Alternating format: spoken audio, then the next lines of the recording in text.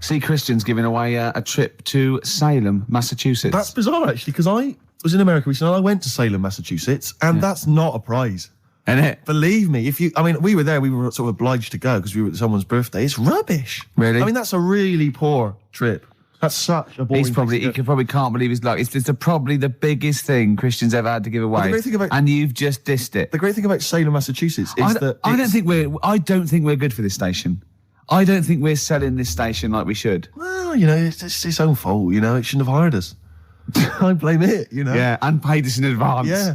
They're lucky we turn up. No, I went to Salem, Massachusetts, and this is the place that's famous from like Salem's Lot and the Salem witch hunts, famously. Famous for all things Salem. Salem. Yeah, anything with Salem in the title. The whole place has gone mad over like witches and anything. Basically, it's like there was the Salem witch hunts in like 17 something or other or 16 something or other. So the whole place now is just full of like people dressed as witches. Yeah. And then it's like any supernatural stuff. So that I went in and it was amazing. It's quite like Glastonbury tent. It was it's awful. Every single place there, every single shop is kind of horror related. Yeah. And I went to the Boris Karloff World of Terror. Yeah, right? It's amazing. You went in there, right? I don't know if Boris, the famous horror actor, has actually been involved, but you go in there, you walk in the door, you've got to put these 3D glasses on, right? And it's supposed to be this kind of chilling journey around this kind of like a sort of a crypt, And you put these glasses on, and I couldn't tell. They were so poor. I couldn't tell what was supposed to be a 3D effect and what was actually three-dimensional. Really? So I couldn't tell if like the floor was actually sloped or if it was just appeared to be. Yeah. Whether the wall was actually kind of knobbly or whether it was 3D glasses. It was so much, and it literally took about 45 seconds to get through it. Imagine and he just that. came out blinking into the light again. It was so rubbish. So I just want to throw us over to Carl. So there's Steve Merchant with funny glasses on in this place horror, and he's walking round. Do you think he scared people, Carl? I've set this question out, haven't I? I've loaded the question. I know the answer you're fishing for. Carl, do you just want to have a dig at me? Because it's coming up to 2:00 and you've not really put a lot of effort in today, slagging me off. I don't do it on purpose. No, he doesn't do it on purpose. He's just an honest northerner and he can't lie. He's like George Washington, but without the wooden teeth. Yeah. Salem. I didn't mean We've to say... lost it again, haven't we? You didn't mean to say Salem. This is such bad radio. Was just this the is word really... that was I mean, genuinely, this is bad radio, awful isn't it? radio. Quick. Oh, yeah, my mate went to one of those things... in the West End where you walk around and it's aliens and they jump out at you. Right. And he was so scared when the alien jumped out. I mean, he ripped a bit of his face off. And the alien's face off? Yeah, it was foam. And the bloke went, don't do that, mate. Brilliant. Well, in the Salem one, I was wandering around, and this was one guy that kept jumping out. Yeah. Because there was about 10 of us, I was at the back, I always missed him jumping out. So when I got round, I missed all the frights. Oh, no. You'd have thought he'd like jump out, then double round and jump out again. Yeah. People everyone catch that? No, what are you doing? We. All right, okay, move on. Oh, if you want to win those tickets, 08700 800 1234. Dwight Schultz, who is he better known as?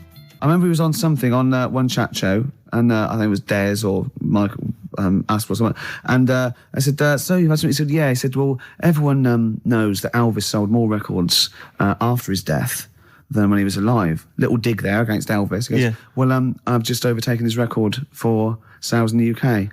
Right, so he sets up that Elvis is only selling because he's dead. Yeah. And anyway, I've still beaten him in the UK. And I just think, yeah. And where'd you get the quiff from and the way to sing? Where'd you get that from, Cliff? Where did you think of that? But it's those people he's just desperate for the credibility that he's never going to have. I like it when he went round last year going, they're not playing my record. Oh, go on, play it. Number one. Yeah. Fooled you. It was number one, the Millennium Prayer. I know, yeah. Well, it was the Millennium, wasn't it? It was, but I don't know who's buying it. I mean, you seem to claim it's some kind of like 60-year-old women, but they're not. Yeah, are they really a commercial force now? Yes. Oh, yeah. Carl seems to know that. Well, like when you're born, you're a little baby, wrinkly and stuff. When you get older, you sort of morph into a baby again. And you go through the same phases. So when you're young, you buy singles. You get old, you got nothing to do all day. You got all your pension money. What will I buy? Cliff Richard's on the telly. Here's my video, buy me song. You see, that started off as quite a sensible point, because I actually think they do it. But what was all that alien stuff about when you're born, you go wrinkly and you go wrinkly again? Sometimes you mix like normal things that human beings say with I don't know what. Well, look, when you're a baby, you've got a little bald head, no teeth. You get old. What happens? Are you a philosopher? You're an official philosopher. Because, I mean, it sounds like it. Oh, Carl, play a record. You're a gem. Ash, there's a star on XFM 104.9. Now, Steve. Yes. Carl text messaged me in the week, very excited, because he just watched a programme that proved me and you were stupid. Remember we sort of championed the anti-supernatural? Yes. Skeptical view. We're just absolutely skeptical about things like that. We're atheists. We don't believe in ghosts, anything like that, anything supernatural. We're followers of James Randi, a genius of our times. But Carl saw something that proved us wrong. I'd like Carl to tell you what this proof was, what he saw on, and look at him. Go on then. It was on Wednesday night. Yeah. I was watching. You see, the problem is I didn't get the full story, so you could pick holes out of it. Sure. Unlike your usual investigations into the supernatural. Which are It was called, can I just say what the programme was called? Mr. Exorcist. Oh, brilliant. So Sounds like an academic work to me. the bit that I caught, I just flicked it over, sort of seeing what's on the telly, and I thought, oh, Exorcist, I've seen it, but there's nothing else, and I watch it, and then I realised it wasn't the same thing. Yeah. I thought, oh, I'll have a bit of this. And there was an old woman and a daughter, and as far as I was aware, the bit I picked up on, they were saying, oh, it's dreadful, and unless you've been through it, you've had ghosts in your house and that, you really don't know what it's like. Yeah, sure. And the main thing that seemed to be getting them down was the fact that the budgie was getting stressed. The budgie was getting stressed? Because animals can sense the other side, can't okay. they? Can they? Yeah. Okay. So, and how was that manifesting itself? You didn't know. What was the budgie doing? I think it just wasn't happy. Right. Did it explain that to people, or how did it express that? Budgies are known for being chirpy, aren't they? I said it wasn't chirping. It normally swings on its little perch and that. And Just depressed because it was possessed. It was just sat around in its pajamas. So No. Come on, Steve. Come on, Steve. You're making this a mockery. So the budgie was depressed because he could sense the ghost. Yeah. And then this guy, this Mr. Exorcist, came round. Was that his name? Yeah. Okay. Was he a priest or something? Yeah, he might have been. Yeah. Yeah. Like I picked up Did he have like a black coat with a little white collar? That's usually the. He had his coat on, so you couldn't tell. No, sure. Okay. But so he came round and he sort of did his thing, and then was he trying? Was he trying to exorcise the budgie? No, the ghost. house. Right. The so house, it wasn't that the budgie had a demon or anything. No. Okay. No, this wasn't a possession, was it? This was a straightforward. It wasn't a poltergeist or anything. It was just a. Well, it's a haunted house. Yeah, but that's the thing he was saying. He was saying you can have like your ghouls and that aren't that bad, that aren't going to cause you any problems. Yeah. But obviously the budgie, they've got weak hearts and that, haven't they? And Sure. So he go on. So anyway, basically he sorted it out, did whatever he did, and the next shot you see is like the budgie making a noise and swinging happy again. over the moon again, and the old woman was like happy because she couldn't believe it. Yeah. And The priest didn't come in and go, well, you should feed that bird. Give it a bit of millet. It was happy. He goes, right. No, See you later. No. It was a toast. Budgies are, my mum's got a budgie, and they're fairly happy all the time, aren't they? So it's got to be something fairly odd. Right? You never see a budgie sitting down going, I feel like topping myself, to be honest. Yeah. Do you know what I mean, though? No. Do you know you can have like a moody dog? You can see a dog when it's unhappy if it's walking down the street. You can have a moody canary, can't you? And what they do is they often tell the police what you've been doing. They're known for that. Mm. Yeah. So basically, so that for you is proof that the supernatural exists. A bird in a cage got a little bit annoyed, wasn't chirping as much as it normally did. Who knows why? There could have been a little draft up its. And Cloaca. Exactly. That's anyway, a medical term. Anyway, a man came in and did whatever he did. Yeah. Mr. Exorcist, though, Steve. Yeah. This wasn't any bloke off the street. This was Mr. Exorcist. Yeah. Yeah. So and for you, that's the proof that there's just because, like, if it was a person, you go, they're playing up for the camera. yeah, a budgie could possibly act like that, Steve. Yeah, I see what you mean. You're saying a budgie wouldn't be trying to become famous. No, or not like telly. not like Lassie. No, sure. It was basically a show off. Yeah, or Champion the Wonder Horse. Yeah. What do you think? I think I've changed my tune, Rick. I don't know about you. I have, and I think we should play a record. I'd love to get Mr. Exorcist in. Wouldn't that be amazing? Never dabble with things you don't understand. Sorry. Like women. See what I did there? Oh, he's turned that back on me. Blur. Boys and girls. Girls and boys. Embarrassed to say.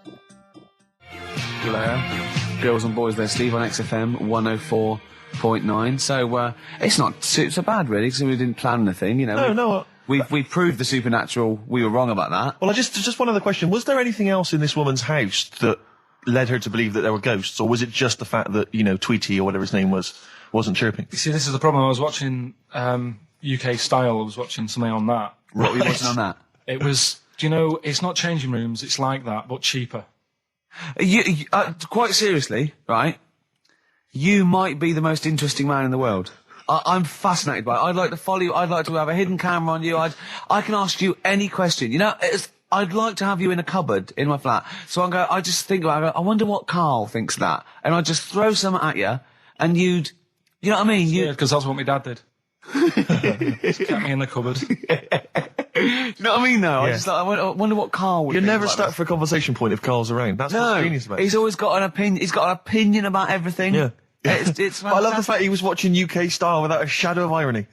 Yeah. No, that's what I like about it. Exactly, that's what's I wouldn't brilliant. like it if he was trying to be No, he's not. kitsch Yeah. and stuff. I like it because he's down the line, straightforward, no nonsense. Yeah. This is what I like. You know what I mean? He's going to be sort of like Jeffrey Boycott, Dickie Bird when he's about like 60 or 70. He's going to get on a bus and go to the driver somewhere. You need an haircut. You look like a scruffy get. You know what I mean? He's going to be a great old bloke that Genius. he doesn't get chinned in the pub. Yeah. Right? People protect him, because he's like 70 or something. But it's great. You're looking forward. You're actually in that nod. That nod went. I can't wait to be 70. Yeah. Wasn't it? Can I make a suggestion that we just get people, they can email in just questions or comments they'd like to hear from Karl. Maybe they just want to know his opinion on the Afghanistan situation. Yeah, or last night's Coronation Street, whatever. Yeah, like they do it, in the NME or imagine that coming up to the election, they go, Billy says Labour. Oh, Yeah. Karl. I think the Sun has White Van Man. Each day they interview a guy who drives a white van, see his opinions on various topics. Karl is very much our white man van. Man van. Yeah. So any query you have, I think most of our listeners are, any to be honest. opinion that you would like to hear voiced from the K-Man, ricky.gervais@xfm.co.uk, or you can phone in. I forget what the number is. 700 800 1234. Sweet. Now you during that record, you said, we knock everything. You saw something about the Bermuda Triangle, didn't you? Yeah, when I talked about ghosts, you sort of just, because you don't believe in it. I think it's because you're scared of it, to be honest, and you can't admit to understanding it and actually believing in it. Sure. Thing on last night, Steve. Yes. Bermuda Triangle. Oh, yeah. Do you know much about that? Mainly the song by, what was his name? What's his name? Bermuda Triangle, where people disappear. No, Bermuda Triangle. What's his name? No, Barry Manilow. Yeah. Are you familiar with the lyrics? Bermuda Triangle, where people disappear. Bermuda Triangle, don't go near. Yeah. Shouldn't really make a joke out of it. No, you're right. Go on. But what it is, right? There's a program saying what it's about. What do you know about it? As I say, mainly from what Barry's told me, but certainly planes and various boats have gone missing within the Bermuda Triangle. Planes. Yep, but obviously that documentary didn't explore it. He learned a lot about that. I learned a lot about American history through We Didn't Start the Fire by Billy Joel. Again, most of my knowledge of the sort of Tsarist Russia comes from Rasputin by Boney M. Well, listen. Yeah, he was the lover of the Russian queen. They put some poison into his wine. Yeah. They shot him till he was dead. Yeah. Which is, go on. Right, well, this. Those Russians. Sort of bit of an earthquake in the sea. Sure. Lets out methane gas. Okay. And apparently, if you were swimming out in the sea, Yeah. and there was like an earthquake and some methane came out, Yes. you can't swim in it, you just sink. Okay. Even if you're a good swimmer. What happens if you're two lads from your school and they Big heads. Yeah, that's like a buoy. Doesn't You can work. see them a mile off, No. and their webbed hands would get them into shore. Because they did actually say, even if you're wearing a life jacket, if the water's full of methane, right? You just sink. You just sink. So what it's saying is, boats have gone across the sea, got a load of methane in the sea, and the boat just sinks. Right. What about the planes? Is it then sort of planes with little sort of floaty things Could on? be. That'll be the sort they've landed in the sea. Right. And methane's coming. Well, sorry, Carl. What did the documentary say? Not I imagine. Yeah, your hypothesis might be one Yeah. thing. What did they sound like? They didn't cover that bit. They didn't cover do the planes. They didn't do the planes. Something else they said about it, though. Go on. Loch Ness, the monster, Yep. Sure. probably doesn't exist. Okay. What Oh. it is, Interesting. Hold on. Interesting. Oh, interesting. It's- What they thought Not list probably didn't exist. Curious viewpoint. Hold on. What proof have they got for that, Carl? How can they go around saying stupid things like that? it's methane, Right. Again, in Loch Ness. and people have seen, what's the lake it's in? Loch Loch Ness. Yeah. It being the Loch Ness Monster. Yeah. That's where it lives. That's how it finds its way home. That's certainly the clue. Yeah, Get again, Carl. That's the clue. Yeah, if it go, and it's if it's out wandering, it goes, excuse me, would you know where I'm being the Loch Ness Monster? Where would I be going? Oh, you'd be going to the Loch Ness if that's your home.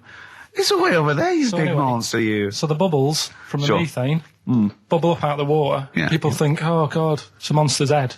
But it's not, it's just water sort of shooting up because of the bubbles. Well, that's two of the great mysteries of the universe solved by Karl P on a Saturday afternoon. That is fantastic. So that makes me think a lot of things. So you know when mediums are sort of like going, oh, I've got something coming through. Do you think they are exhaling a lot of methane gas? And thus making them not think straight? Do you think everything's down to methane gas? Do you think that all the mysteries of the universe are down to methane gas, Carl? What did it say in the documentary you saw?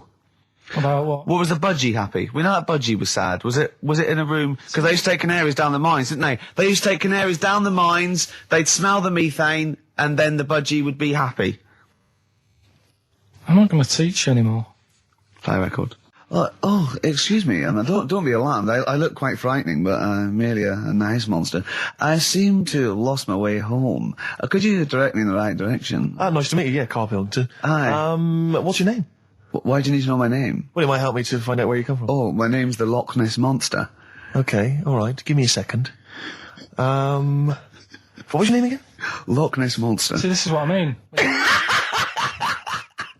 All right, guys, have you finished that private call? Yes. Jeez, that was outrageous. You know you're a fan of Feng Shui, Carl, and you believe it's all true. I just run this one past you just on the off chance. Yeah. Because maybe that you change your opinion slightly. Yeah. Feng Shui teaches you to use your environment wisely. Sure. If your land and the surrounding area is undulating, it's said to house auspicious dragons.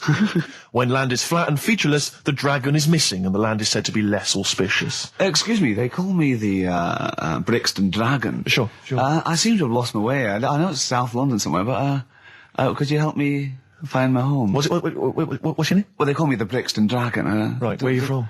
I see what you mean. I see what you mean, aye. Oh, okay, man. So does that make you query it at all, the dragon? I'm not into it that much. Right, I'm sure. just saying that if you have your head at one end of the bed rather than the other, it might make a difference to your night's sleep. It's not so much Feng Shui, though, is it, as sort of good advice, generally? When you went home... Don't sleep on the end of a spike near a cliff. Good advice. I mean, that's good advice, isn't it? You know what I mean? And it was a Christmas play, and I managed to get a part in it. And, Did you audition?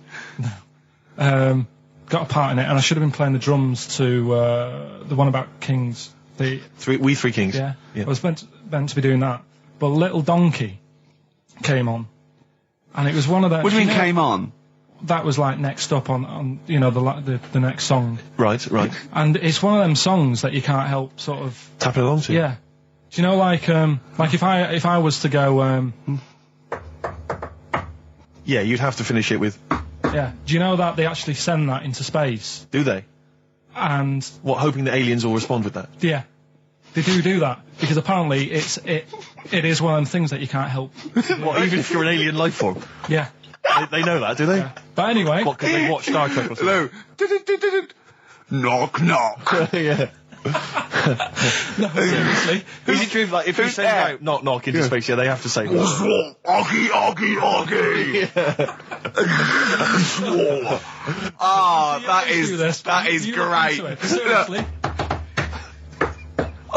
Hold on, what's something out there? What's a little green fellow? That is great. Yeah, so anyway, That is Little fantastic. Donkey. I mean, we're not a close family, do you know what I mean? We're not a sort of family who keeps in touch with everyone. And I think my mum called her up one Christmas and sort of said, how's the Diddy Will? men? Yeah, how's Nutty Ash? And she said, oh, no, I don't do that anymore. I'm knocking about with Sandra or whatever. Right. And it was like, oh, right. Not big butch Sandra with the big earrings and the skinhead. He used to live down the road from you. I don't know. He used to I get met her. Doc Martens wholesale. That's Sandra. But she had a haunted house. Go on. Who, Sandra? No, Hazel, Right. Is this before she was a lesbian or not? before. Okay. And there was a bike in the hall and the pedals used to go backwards. There was a what in the hall? That's handy, isn't it? Oh, that's great. Don't worry, we won't do anything. So, I want to know about the haunted house. There was a bike in the hall. And There was a bike in the hall, and the pedals used to go backwards on their own. And also, shoes used to stick to the wall or something. Did they? Yeah. Shoes used to stick to the wall. Yeah. Okay. That sounds like That's all it does. a hell of a household. Yeah. Oh, yeah. dear. Brilliant. Maybe she should clean the walls. XFM 104.9. Lovely, that one. Brilliant, isn't it? The acoustic version of Just Like Heaven from The Cure's Like double it. CD I'm greatest loving hits it. collection. Now, again, I broke the rules in the week. I met up with Karl. I had lunch with him. And we were chatting and having a cup of tea. And it got onto one of Karl's favourite programmes was the Tales of the Unexpected. Ah, of course. And all I can think is that he's probably the only person in Britain where they were unexpected. I mean, to him, when that twist came in, you go, gee, I can't... Yeah. Oh, God. Can't believe So it was the tree that did it. I mean, he was probably the only... And we were telling all these stories of horror, and he liked horror stories. And I told him this story. And I don't know if this had come across on the radio, but I told him this story. It was a short. It was a horror short. This was a film you saw, was it? Yeah. And what it was, it started off, just had been a car crash. You see, it's a horrendous wreck. And you saw it from the point of view of the person in the car. And he was calling for his mate, and he was going, Dave... And he sort of looked over and saw a body without a head that had been thrown at. He goes, oh no, Dave. And then into the field of view came Dave, his mate, and looked at him with a look of horror.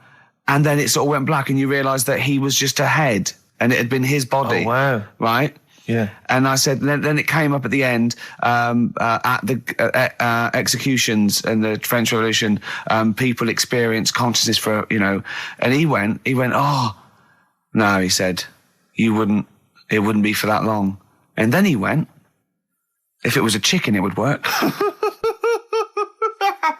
Imagine remaking that film, but it's two chickens in horrendous car crash. Their own fault for driving. It would work.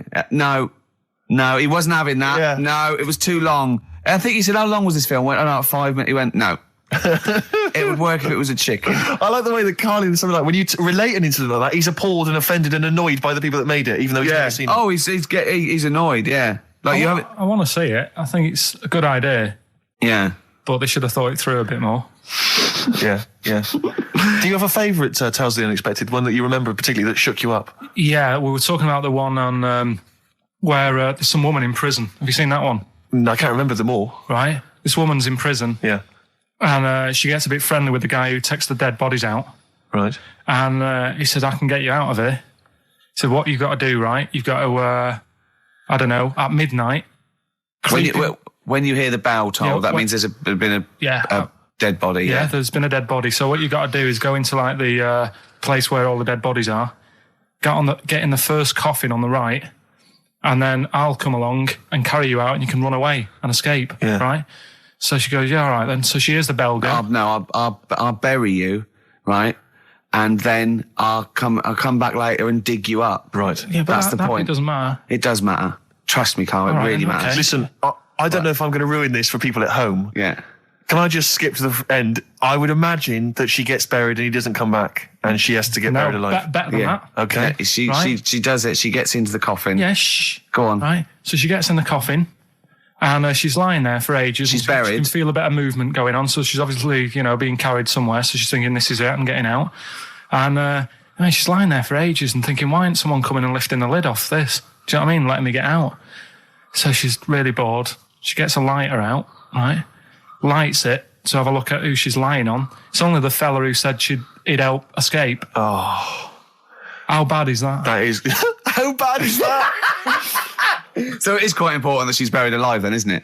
In retrospect, you realise that the jeopardy is that she's buried alive and can't get out. Yeah. It makes it so much worse, doesn't it, than just like lying in the morgue and going, actually, I'm getting out of here. Yeah. This isn't going to work. Look at Carl's face. Having told that, he's so pleased. His face is lit up. He's beaming like a child. Have you seen any? Is that your favourite horror thing ever? That's a good one. And let's see if anyone knows what the finger is. When that bloke was under the ground wiggling his finger. We're talking about one with some fella who's stuck in the ground or something. This is a motif I noticed in your particular favourite ones. Yeah. Right. People stuck in the ground. Go on. Right. So it's a fella, is it? a fella stuck. Now, I seem to remember it just being his foot, to be honest, being stuck in a hole. And No, he was under the ground and he got a little thing out of the pavement and he put his finger up and wiggled it to try and attract attention. Then you see a woman come along and her stiletto heel just knocks his finger off. You see, I'm wondering whether it's the same one as I saw. Yeah, it could be two like that, couldn't there? They were running out of ideas by the last series. It's a big theme in Hollywood. Or what was that one you told me about with the porn? That was a good one. Oh, this was fantastic, right? Right. There was this. Sorry, can I just check now? We're just remembering classic episodes of the Tales No, Unexpected this is important. Well, I saw one, right? I saw one on Tales Unexpected, right? And it was these two gents. What they used to do, they look down the obituaries and they'd blackmail the wife or the son of a dead eminent person, like might be a priest or a doctor, like that, and they'd go and they'd say, he bought some erotic stuff from us before he died, and he owes 100 guineas and all this sort of stuff, and they'd pay up because it'd be so embarrassing. They just didn't want them to say, just pay him, right? And this one bloke said, who are these people? I'll meet with them. And he goes round there, and he goes round, and they go, your father, he goes, my father could not have bought any erotic material from you. They did it, he goes, he couldn't have, he's blind. Right, and that was the twist. And Karl went, so it was magazines, not videos then.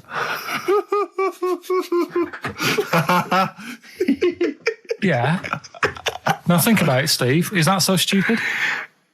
Well, presumably it was set in olden times because people... professional pornographers don't tend to call it, erotic material. Yeah. They tend to call it, juicy jugs or whatever.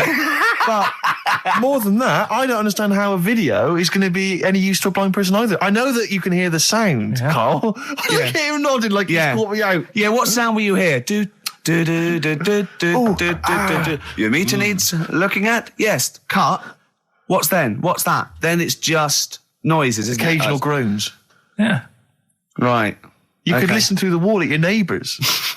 He does. I mean, that's why I save a lot of money.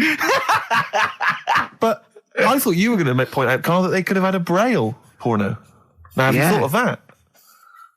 Look, feel the lumps on that. Exactly. Think about it, Karl. Think about it. You're excited now. Yeah. Your girlfriend's away, Karl. Yeah, but she's great as only under the cupboard. No, she's a good-looking lady. Oh. Next, we've got White Van Karl. Oh, excellent. Stereophonics, Vegas 2 times, XFM 104.9 into the last hour. Yeah. And then 3 shows to go. That's true enough. Until we're off the air. I'm Ricky Gervais. With him, Steve Merchant. Karl. Oh, yeah. All right? Yeah. Go on, tell you, we cut short last week, weren't we? You had an amazing story about Neil Armstrong, didn't you? Well, we've been doing quotes, haven't we? Like famous quotes. Sure. Yes. I've, gone down in history. Yeah. And I was saying, quotes don't really matter. It's more the situation that you're in than the quote itself. Go on. So like Neil Armstrong, if he'd have said, tie bacon round your head. I'm as happy as a pig in dust. Yeah, that would have still gone down in history as like being the thing that Neil Armstrong said, wouldn't it? Yeah. Yeah. But Space is driven in mental, probably would have been. But he chose to say something profound and meaningful to befit the situation. He got it wrong, actually. It's a small step for man, one giant leap for mankind. But he was meant to say... We discussed this last week, Rick. Stop showing off. Well, no, but people might have listened last week. Yeah, it doesn't matter. I can't imagine people... We better tell them every week, then. Yeah, but he said... he should have said, this is one small step for a man. Yeah. But anyway, he had a good effort, and that's quite... And that's an example of what I'm saying. The fact that he got it wrong, but it still went down in history. Right. But anyway, the bit that... and it didn't happen anyway, did it? What do you mean it didn't happen anyway? That's what a lot of people say. That no one's actually been on the moon. Ah, yes, of course. They filmed it in Teddington Studios. Well, they were saying something about there was shadow on the film, and you wouldn't get shadow on the film, and there's all sorts of things. These people that you always quote as they... Who are they? Are they living in jars? Are they little fellas in jars? Look, Go on. Do they appear to you in dreams? I've spoken to different people about it, and there's loads of little things that if you watch that programme, of them being on the moon, there is no way they could have done it. Right.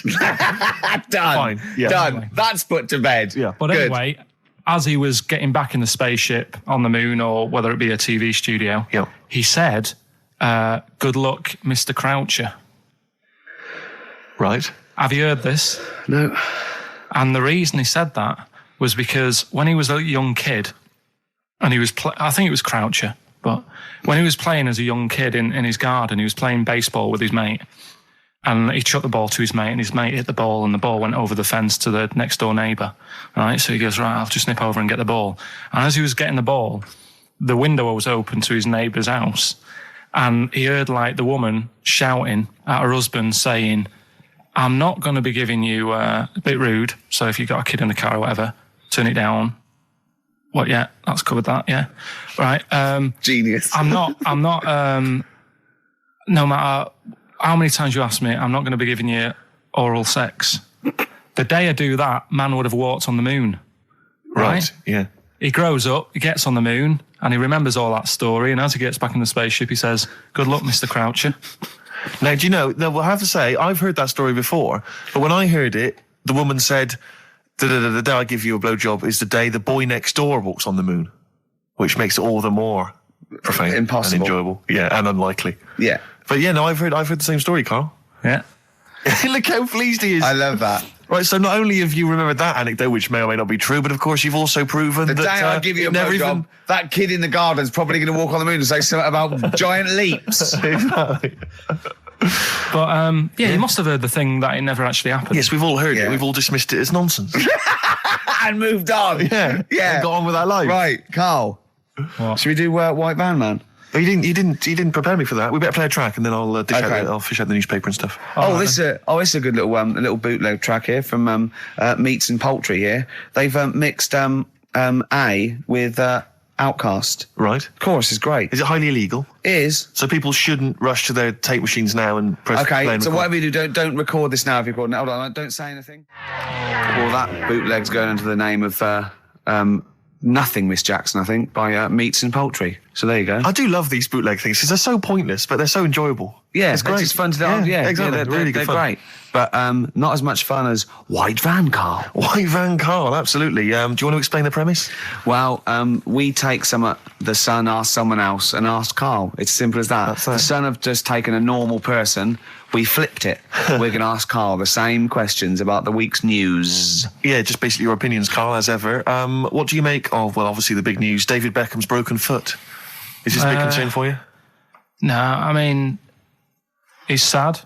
You know, it's sadder for him more than anyone because, you know, to like be in the World Cup is like the main thing for him, isn't it? Yeah.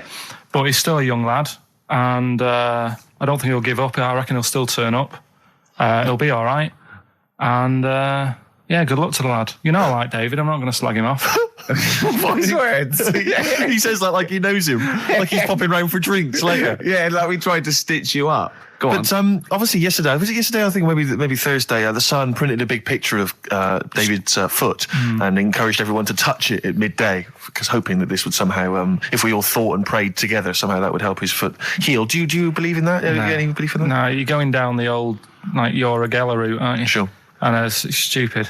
Yeah. I'm sure. I mean, it's nice effort and everything. It sort of cheers everyone up. Hold on. You believe in ghosts and warlocks Yeah. and licking toads. Why is that any more stupid and all those things? It's not going to work, is it? All right. Fine. It's rubbish. Okay. Eminem, Without Me, on XFM 104.9. I'm Ricky Gervais, with me Steve Merchant. Hello there. Little Karl Pilkington. Into the last hour, 3 hours of broadcasting to go, Karl, for us. 3. Yeah. What are you Three going to be amigos, doing? the while Three we're away? Musketeers. Because you'll obviously still be working here. You have a day job, don't you? What is it you do exactly? I make stuff, You make stuff. What, like furniture? promos and stuff. Oh, right. Sort of a bit of in talk there, but basically like little trails for the station. Yeah. Yeah. That's what I do all week. Yeah. So you'll be back to doing that when we're off? You don't talk to anyone, do you, in the week? You just hide in your little sound booth thing and you really don't talk to anyone, do you? Much? Not really. No. I mean, you might call up. Yeah. But no, I keep myself to myself. Yeah. Then you don't get bogged down in the office politics and stuff. Yeah. Is there a lot of office politics here? I don't know. I don't get involved in it. Oh, yeah. Proved your point. So when we're away and we're like out of action, who, other than Suzanne, who will you talk to of the day? How will you get a sort of feedback from the world? How will you get sort of like input and... I always, if ever I've got like a question on anything, the internet's sat there and I can just go online and find out. The internet is good. It's brilliant. But it's not all verified. What do you mean? It's not all verified. It's not all necessarily factually accurate. Anyone can put things onto the internet. It's that, you know, it's freaks and things that put on things one, right? like... Here's one that I read in the week, right? Go on. About this woman. Yeah. She was a bit of a punk. And to get her hair done like she wanted it. Super glue? Right, no. She got lard. Apparently it's a popular thing, you might know. Put lard on your head. Yeah. And you put it in the oven. Oh. Now, apparently the heat that you get from the oven is different from the sort of heat you get from an hairdryer, right? And she had to do that to get the style that she wanted. But anyway, she comes into money or whatever, treats herself to a microwave, right? It's not true. Opens the door, jams the things, you know, like the little catch, so the microwave works. She jams it with a screwdriver or a knife or something. Yeah. Puts the microwave on, sticks her head in, boils her brain. Don't be ridiculous. Right? Well, why is that ridiculous? Boils her brain. She boiled her brain. She boiled her brain. And this is what's good about the internet. I went straight from that, and there was a subject about brains. And do you know that Russell Crowe, when he dies, is giving his brain to charity or something, some sort of... some people who can do stuff with it. She gave hers to Pot Noodle. Vesta. Yeah. Oh, That's boiling a the sort of stuff. skull. Yeah. It's not true. It's not true, Carl. It's the same as the woman who put her poodle in the microwave, isn't it? And all It's that. just urban myths. They're urban myths. But again, where does it start? Someone made it up yeah. for a laugh. They're just too convenient urban myths. Everyone's you can tell an urban myth's not true because it's always this happened to a mate of mine, and when you say what happened then, they go, don't know, that was it. Was it? Was that it? Was it? Someone boiled a brain and that was it. There was no more story. Well, Were there any dates, locations, times? I think it was in Belgium. There's that one that a bloke, right, was going to get a phone call at 4:00 to find out if his business was, okay, right? And if he didn't get the phone call, he knew he was broke, destitute. So dead on 4:00, the phone didn't ring. So he went up to the roof, his office, and he jumped off to commit suicide. And as he was passing his window, the phone was ringing. Oh, no. Carl, it didn't happen. Didn't happen. Think it through. Who told that story? Who told that story? As he hit the pavement at 120 miles an hour. He's the only person who could have known that series of incidents. Also, why didn't he wait? Dead. As his life's at stake, why didn't he wait till 5:00? I'm going to give it 5 minutes just in case. In case the lines are busy. Yeah. And what sort of bloke goes out? I'll call you at 4. Okay, if your business. Well, call me anyway. No. If I don't call exactly 4, then no, you commit suicide. Commit suicide. I would, because if I don't call at 4, that's the end of it. Well, call me anyway. No, that's not the way I work. Why can't he just call me and tell me the other way? Well, I'm telling you how I do it. If you're bust, I don't call. Can't you just call to verify in case something goes wrong? What if it's engaged? It won't be engaged. Just commit suicide at 4, please. It didn't happen, Carl. The other one, right? A bloke, right? He's on a train station, and I'll tell you how I heard it. He's waiting for a cruise station, whatever, and he shits himself. As you do. And so he goes, my train's in 5 minutes, So he runs across to Millets and goes, quick, Levi's, 36. The bloke just puts it in a bag. He runs onto the train. He goes into the toilet, takes his trousers and pants off. He's soiled trousers Yes. and pants. Throws them out of the window. I won't be needing those again. Cleans himself off. Open the bags. It's a jacket. Oh. No, it didn't happen, Carl. At what point did he go into it and go, quick, Levi's 36? And the bloke went, sorry, Levi's 36, what, a pair? No. Shall I wrap them? Them? It? Shall I wrap? Just wrap whatever it is. Do you want to look? No. I'm not looking when you're putting it in the bag, please. Right? 36 white stories. Don't say anything. I've told you 36 Levi's. They put it in a bag and charged me for it. Yeah. I don't want to discuss it further. Yeah. There was one. Here we go. There was one about a woman whose husband died, and she had him cremated. Yeah. And made like a little egg timer out of him. Right. And she said, I did that so it can still help around the kitchen. Well, that might be true. That might be a joke. That's quite sweet. That might be true. It's a true story, again. It was all... No, not again, because the ones I just told weren't. Nor is the boiling the brains in a bag curry microwave. Head story, true. Yeah. They're too convenient. Will you be buried or cremated? What? Will you be buried or cremated? I don't know. By cremated. I imagine. Like you, Steve? I don't know. It's out of my hands. Yeah, I haven't thought about I've it. not thought it through, and No, to I be don't honest. care either way. Have you heard the one So about... Sorry. I'm just worried that we're getting into a macabre world now of ashes, boiled heads. So I think we should play some music. Let people just calm down. Levi's. Just think about some of the urban myths they've maybe heard, assess them. Maybe they are absolute bollocks. Yeah. And they can move on from it. Well, Yeah. it's just that the death thing, right? Yeah. There was an argument on there about, do you know that Twilight Zone or whatever it was, Tales of the Unexpected? Oh, yeah. Where the woman got buried alive. Yeah. They were saying how, like, years ago, they'd bury people thinking they're dead. Yeah. And they've recently, like, dug coffins up. And then the people who were in the coffin weren't dead. They might have just been, like, in some sort of deep sleep or whatever. Catatonic. And they've lifted the lid off. Yeah. And there's scratch marks on the thing. Yeah. And that's pretty scary. And Makes you think. I mean, I hope they check these days. That's all. I'd like to play a beautiful song now by Cat Stevens called Lillywhite. It's lovely. A song for the lovers' room? Yeah. Smiths, Cemetery Gates. Great one, isn't it? Always cracking. Off the Queen is Dead. Voted best album of all time, I think, in an NME poll. I don't think it is their best album. Strangers Here We Come. I agree. By far the best. I agree. Yeah. Yeah. Cracking. Anyway, Carl, yeah, so people were arguing on the flight. How did you enjoy Edinburgh, by the way, anyway? Because I saw you up there briefly with you and Nick Frost, your new mates, Nick Frost and Simon Pegg. You know, he prefers them to us now. I know. Apparently, I could tell that from just talking to him. Really. It was just the way he was sort of looking at them. He was just smiling at Nick Frost. It's his new best chum. You love Nick Frost, don't Would you have preferred it, right, if I went to Edinburgh and had to sit with some people that I really didn't like?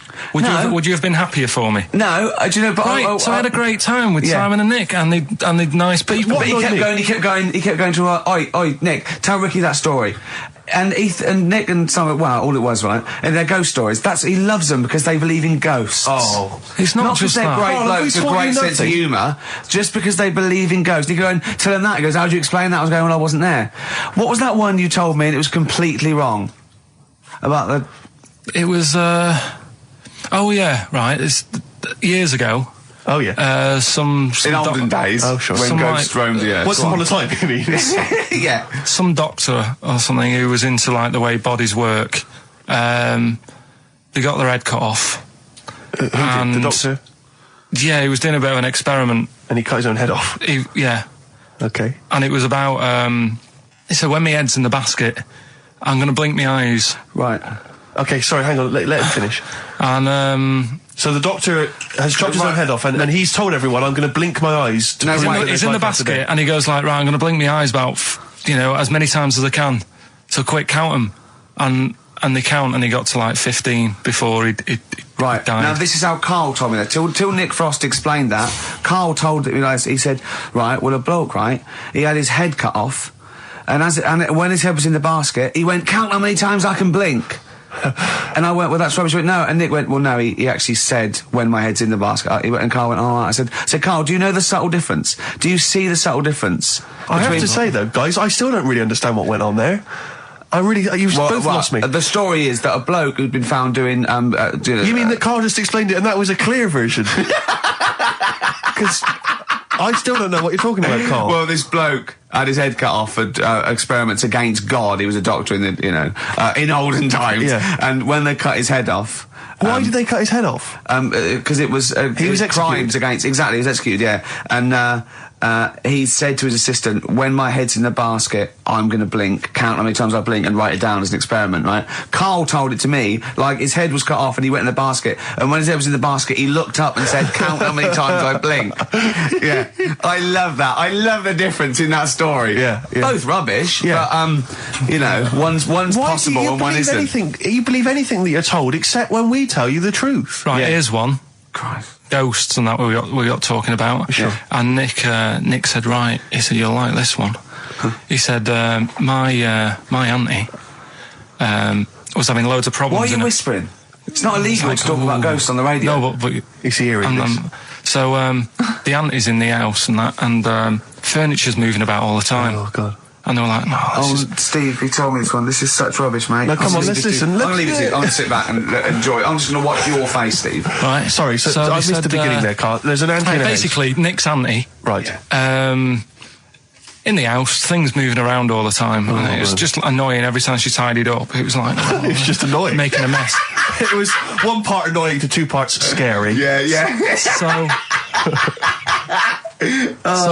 stuff was moving around all the time, and they said, right, we need an housekeeper. Rather than having the house a mess, until we sort this out. I've got the vicar coming round. Stop moving stuff around. Oh, yeah, go on. They said That shouldn't be in the pants drawer. let's put all the furniture in one room, right? So just have one room that's a mess, and have all the others empty. Because I love the poltergeist can't really... It can move wardrobes around, but it can't open a door to put it in another room. Yeah. Poltergeist going, I'm just making this room messy. I wish someone would open the door so I could... Go on. Yeah, but... So all this stuff's in this room. So they moved all their furniture into one room. They put like the drawers in there and everything, and it was really uncomfortable because they were all like on top of each other. They sat in the room with all the stuff? Yeah, they had to, because that's where the three-piece suite was. Okay. Oh, God. Right? All right. Oh, God. So they sat there, like, all crumpled up and that, but nothing can move because it's so tight. I think things were trying to move, but everything was so tight. They foxed that poltergeist. So anyway, one night they sat there, like, sort of a bit awkward watching the telly and that, and they hear some banging in the next room. So she goes, oh, God, what's that? Oh, he hadn't moved in, had he, the ghost? So to some of the empty rooms. So there's this He's moved some friends and family in. There's this banging about going on. No, so she gets up, right? Yeah. And what it is, they had the baby in the next room because there wasn't much room for the cot. Right, so they left the baby with the ghost. So they go into the room where the baby is, and the banging is like, do you know those plastic balls you get that you can chuck around the room and like they go mental? Right. The ones that you chuck once and they keep bouncing for ages. Yeah. That was bouncing around the room. Wow, what, the baby had thrown it? Hitting all the walls, and the baby was there, stood in the cot, sort of laughing. Right. And looking at the ball, and wherever it looked, the ball went. Yeah. And then she said, stop doing that. Yeah. And the ball just stopped. Did it? And it rolled a bit and stopped. Right. So the baby had thrown the ball and it was watching it as it bounced around the room? It wasn't throwing it, it was in control of it. No, the point is, Steve, the baby had been doing it. It would have been the baby all along. The baby had been messing with the furniture. It was So the it's baby a that had the super power. baby. Yeah, it's the baby that had the power. Special baby. It's a baby that had the power. It's What a baby that had the power. What's The the power power? of telekinesis. Right. They were then trying to convince me that telekinesis was not like all the other stuff that I didn't believe in, but that was a science. Right. Telekinesis was possible. Yes. Yeah, it's not like ghosts and demons and all that stuff. Telekinesis is different. Yeah, That's science. But Nick's auntie saw it, and I love the fact that you're telling me that someone else's auntie saw it. So I should be satisfied with that. Yeah. I should be satisfied with that. I mean, So does she still live in one room with all her possessions? no, I think the baby grew out of it, apparently. It grew The up. baby grew out of it. So it doesn't use its telekinesis powers anymore? Well, no, it's like in Carrie, innit? She was upset for a bit, and then she got over it. Okay, I'm just going to say one thing, Carl. That was a film. Do you want to play a record or? Get free. All right, on XFM 104.9. Can I just tell you a story that Carl told me a couple of weeks ago? Is this another ghost story? Another spooky story? Yeah. I called him out. I was, what are you doing? He said, I've just been reading ghost stories again. He said, you don't believe in them, but how do you explain this? So I went, go on. He said, I'll tell you as he told me it. He went, bloke, right, just sitting at home, doing, watching telly with his cat. And, the phone rings and it's a bloke going, is that fire, in your oven okay now? Because your wife called. And Carl went, well, 1, there was no fire in the oven. 2, he wasn't married. I went, right. Go on. He went, well. Then, right, there was a knock at the door and there was 2 sort of people in sort of white coats and they came and said, oh, we've come about that fire. Your wife called us. He went, 1, there isn't a fire in my oven, and 2, I'm not even married. Right? And he said, and they saw the cat, and they looked at the cat. It looks a bit weird at the cat came out, nothing. And he said, and then he went back, sat down, phone rings, and they said, did they sort out the fire in the oven that your wife told us about? Oh. He went, 1, there is no fire in my oven. 2, I haven't got a wife. And Carl went, what do you think of that? I went, that's not it. He went, yeah. I went, that's the end of the story. What? He went, well, how'd you explain that? I went, explain what? I thought he was going to say, a year later we got married, but she died in an oven fire. Right? I thought it was going to be that. And I went, that's what? People winding him up. Yeah, or someone did report a fire oven, and their name was Johnson, and they looked up Johnson, they got the wrong thing, it was the gas board, and they sent around to the wrong person, right? You know, he went, yeah. I said, I explained it to him, he went, yeah. Why did they look at the cat funny? Oh, man alive, Carl. This is really weird, right? I was in my house once, right, and the doorbell rang. Yeah. Right, I opened the door, there was no one there. Yeah. Right? And then I looked across the street, There's right, and there were some kids running away. Yeah. Now, how do you explain that? Yeah. There was another time, right, where, like, I opened the door and there was a bloke goes, you've ordered pizza. I went, I haven't ordered pizza. And I heard my mate upstairs giggling and putting the phone down. Yeah. How do you explain that? Carl, seriously, why did you tell me that story? What did you think it was weird about that? The fact that it was 3 different people. Is this all the information? Is that the entire story? It was 3 different people. Did you fall hassling asleep him and not read the about end? A fire that didn't happen, about a wife that didn't exist, and a cat that didn't look happy.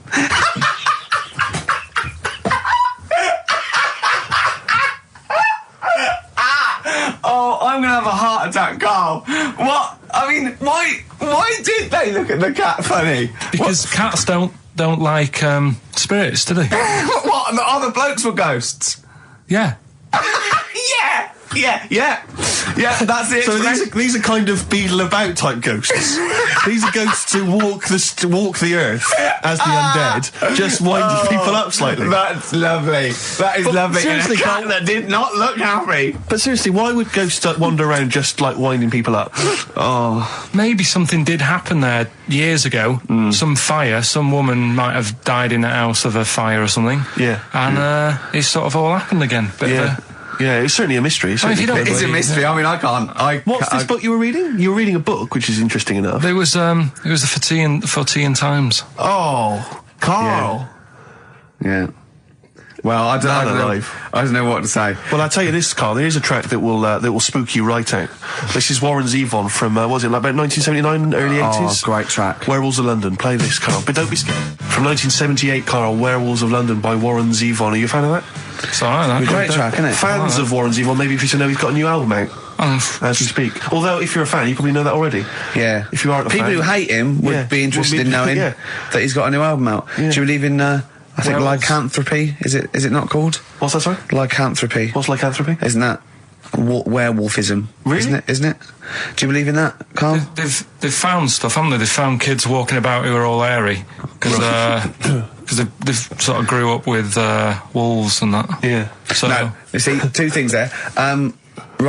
You cannot take on acquired characteristics genetically. So if you grew up with wolves, it wouldn't suddenly make you hairy.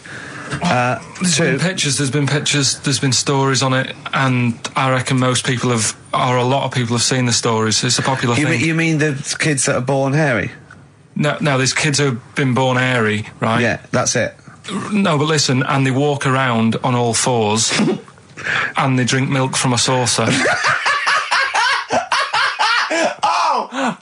Steve, this is remember that time with the maggot in the head?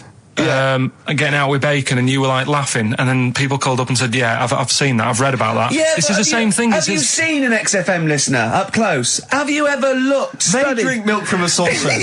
Yeah, they've got to be kept on leads. People who listen to this show. There's no point me telling you about stuff. There is. It's comedy You see, gold. when you were at school, did you keep arguing with the teacher saying you're talking rubbish there? Teachers didn't teach us about werewolf boys and ghosts. They taught us maths. God, right. Tell the story about the manhole cover. Right, in the same magazine as the one with the cat and the fire and that. Don't tell me that story again, it gives me the shivers. Yeah, a cat that's got a weird expression on its face is against God. Anyway, this isn't a scary story. This was just like physics. Explain. Physics. Yeah. It was going on about the nuclear bomb and how powerful it is. And they put a manhole cover on top of one. Okay. Blew it up. Yeah. Never saw the manhole cover again.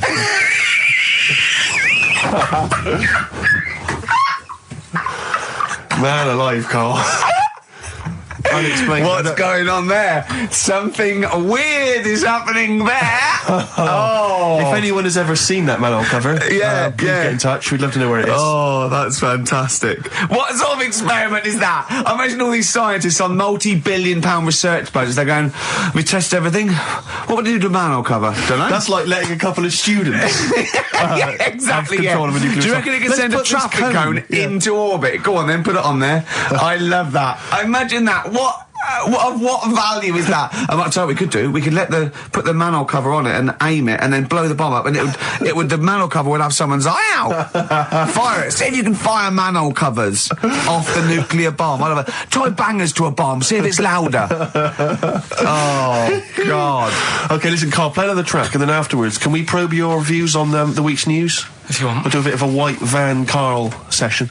Smashing Pumpkins. Today is the greatest because we're back. That's true enough. All right. I hope people, Rick, were listening to that loud in this lovely summer's day. I mean, no, not too loud. Well, don't don't annoy ears. people. Now, this will scare you. Now, Carl, you will be a little bit unnerved about this. Have you seen the film Jurassic Park? Yeah. You know what happened there? Well, according to the Sun here, it says scientists are planning to clone mammoths for a theme park. Look at his face. Look at that. He looks like a dog caught in the headlights of a car. He's terrified. I love Carl. He sprung to attention Carl. there. Is that the best news you could have? Man-moths.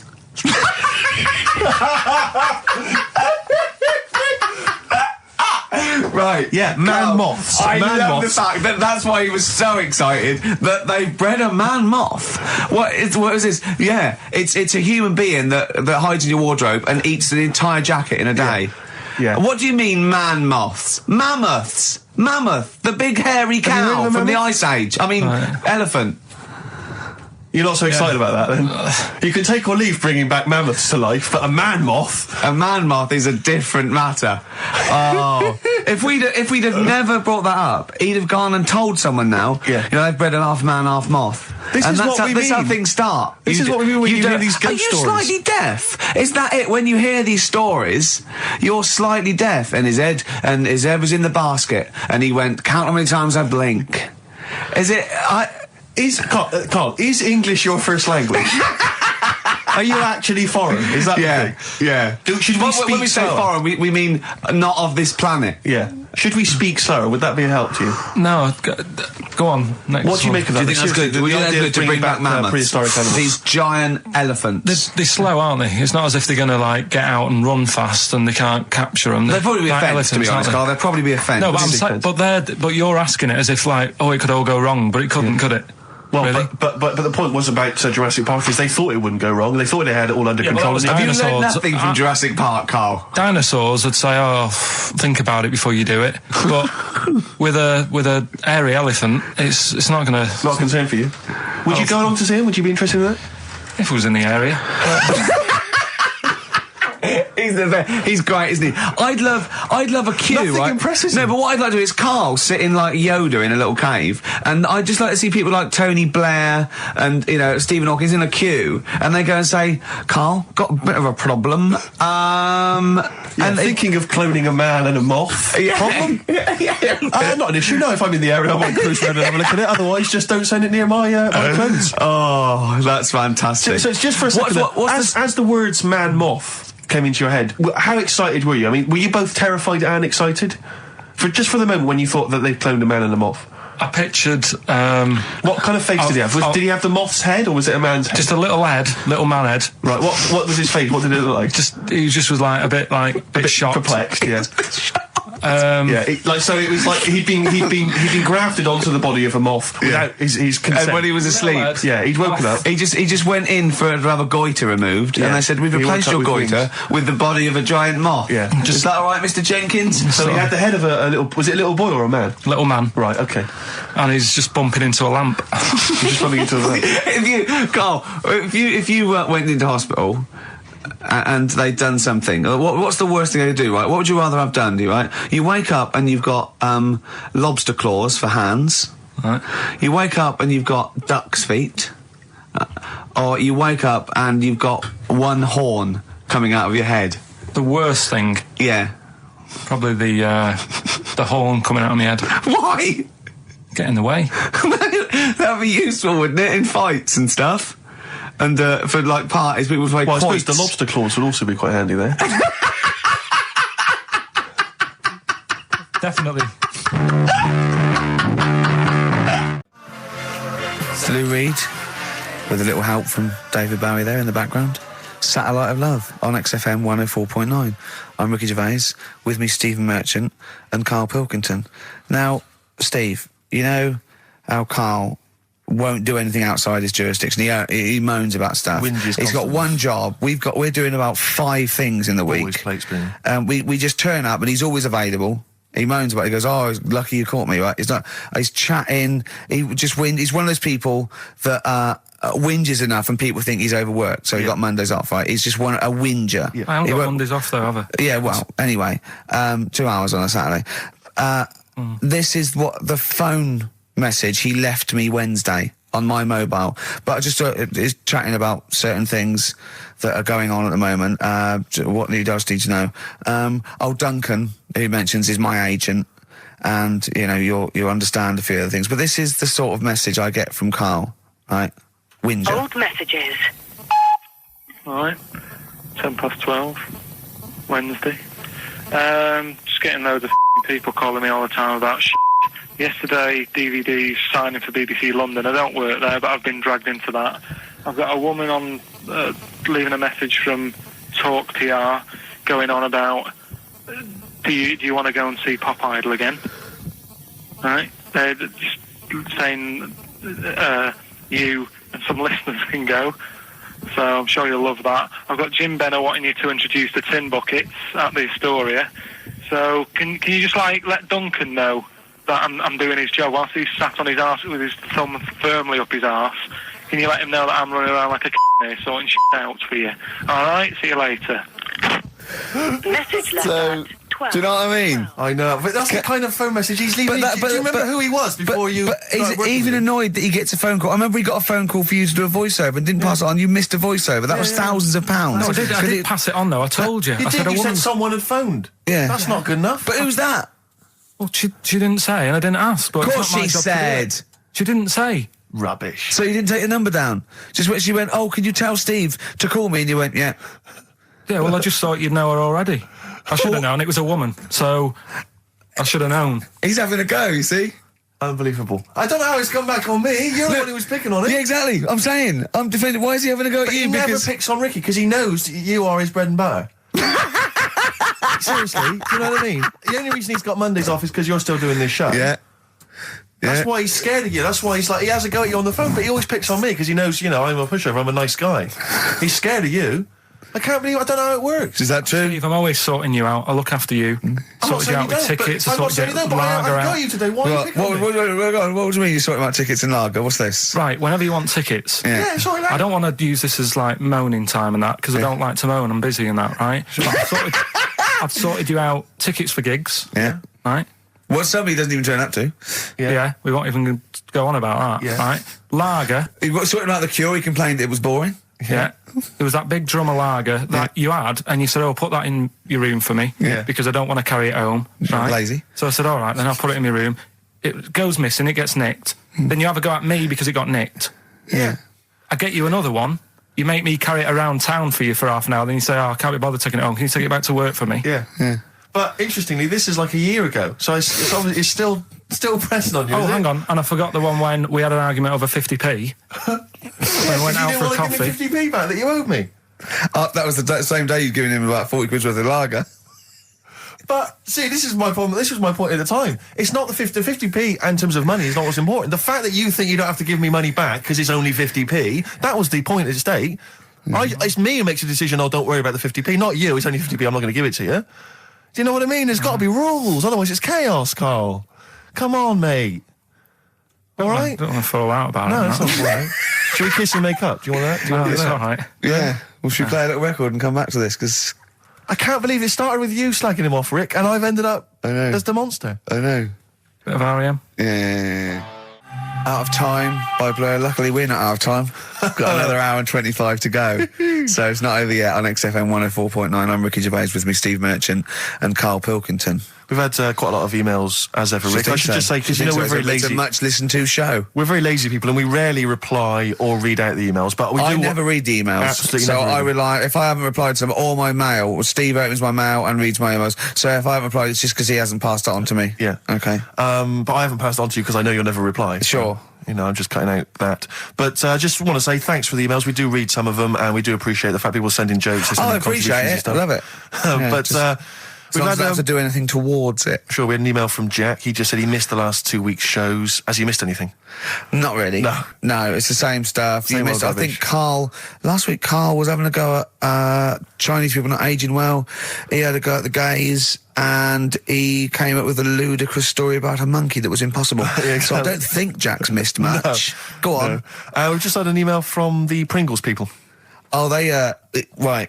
Good, because it's finally started to happen. I hear these stories about people getting given cars and Armani suits and trips abroad, and we haven't had no, but finally people are starting to, realise what we're doing, our impact on society, Yeah. and we've got a whole box of Pringles sent to us. Not on those little tubes, the proper tubes, the foot-long tubes. Yeah. So, and what have they said? Well, the Pringles they guys want have them said, back.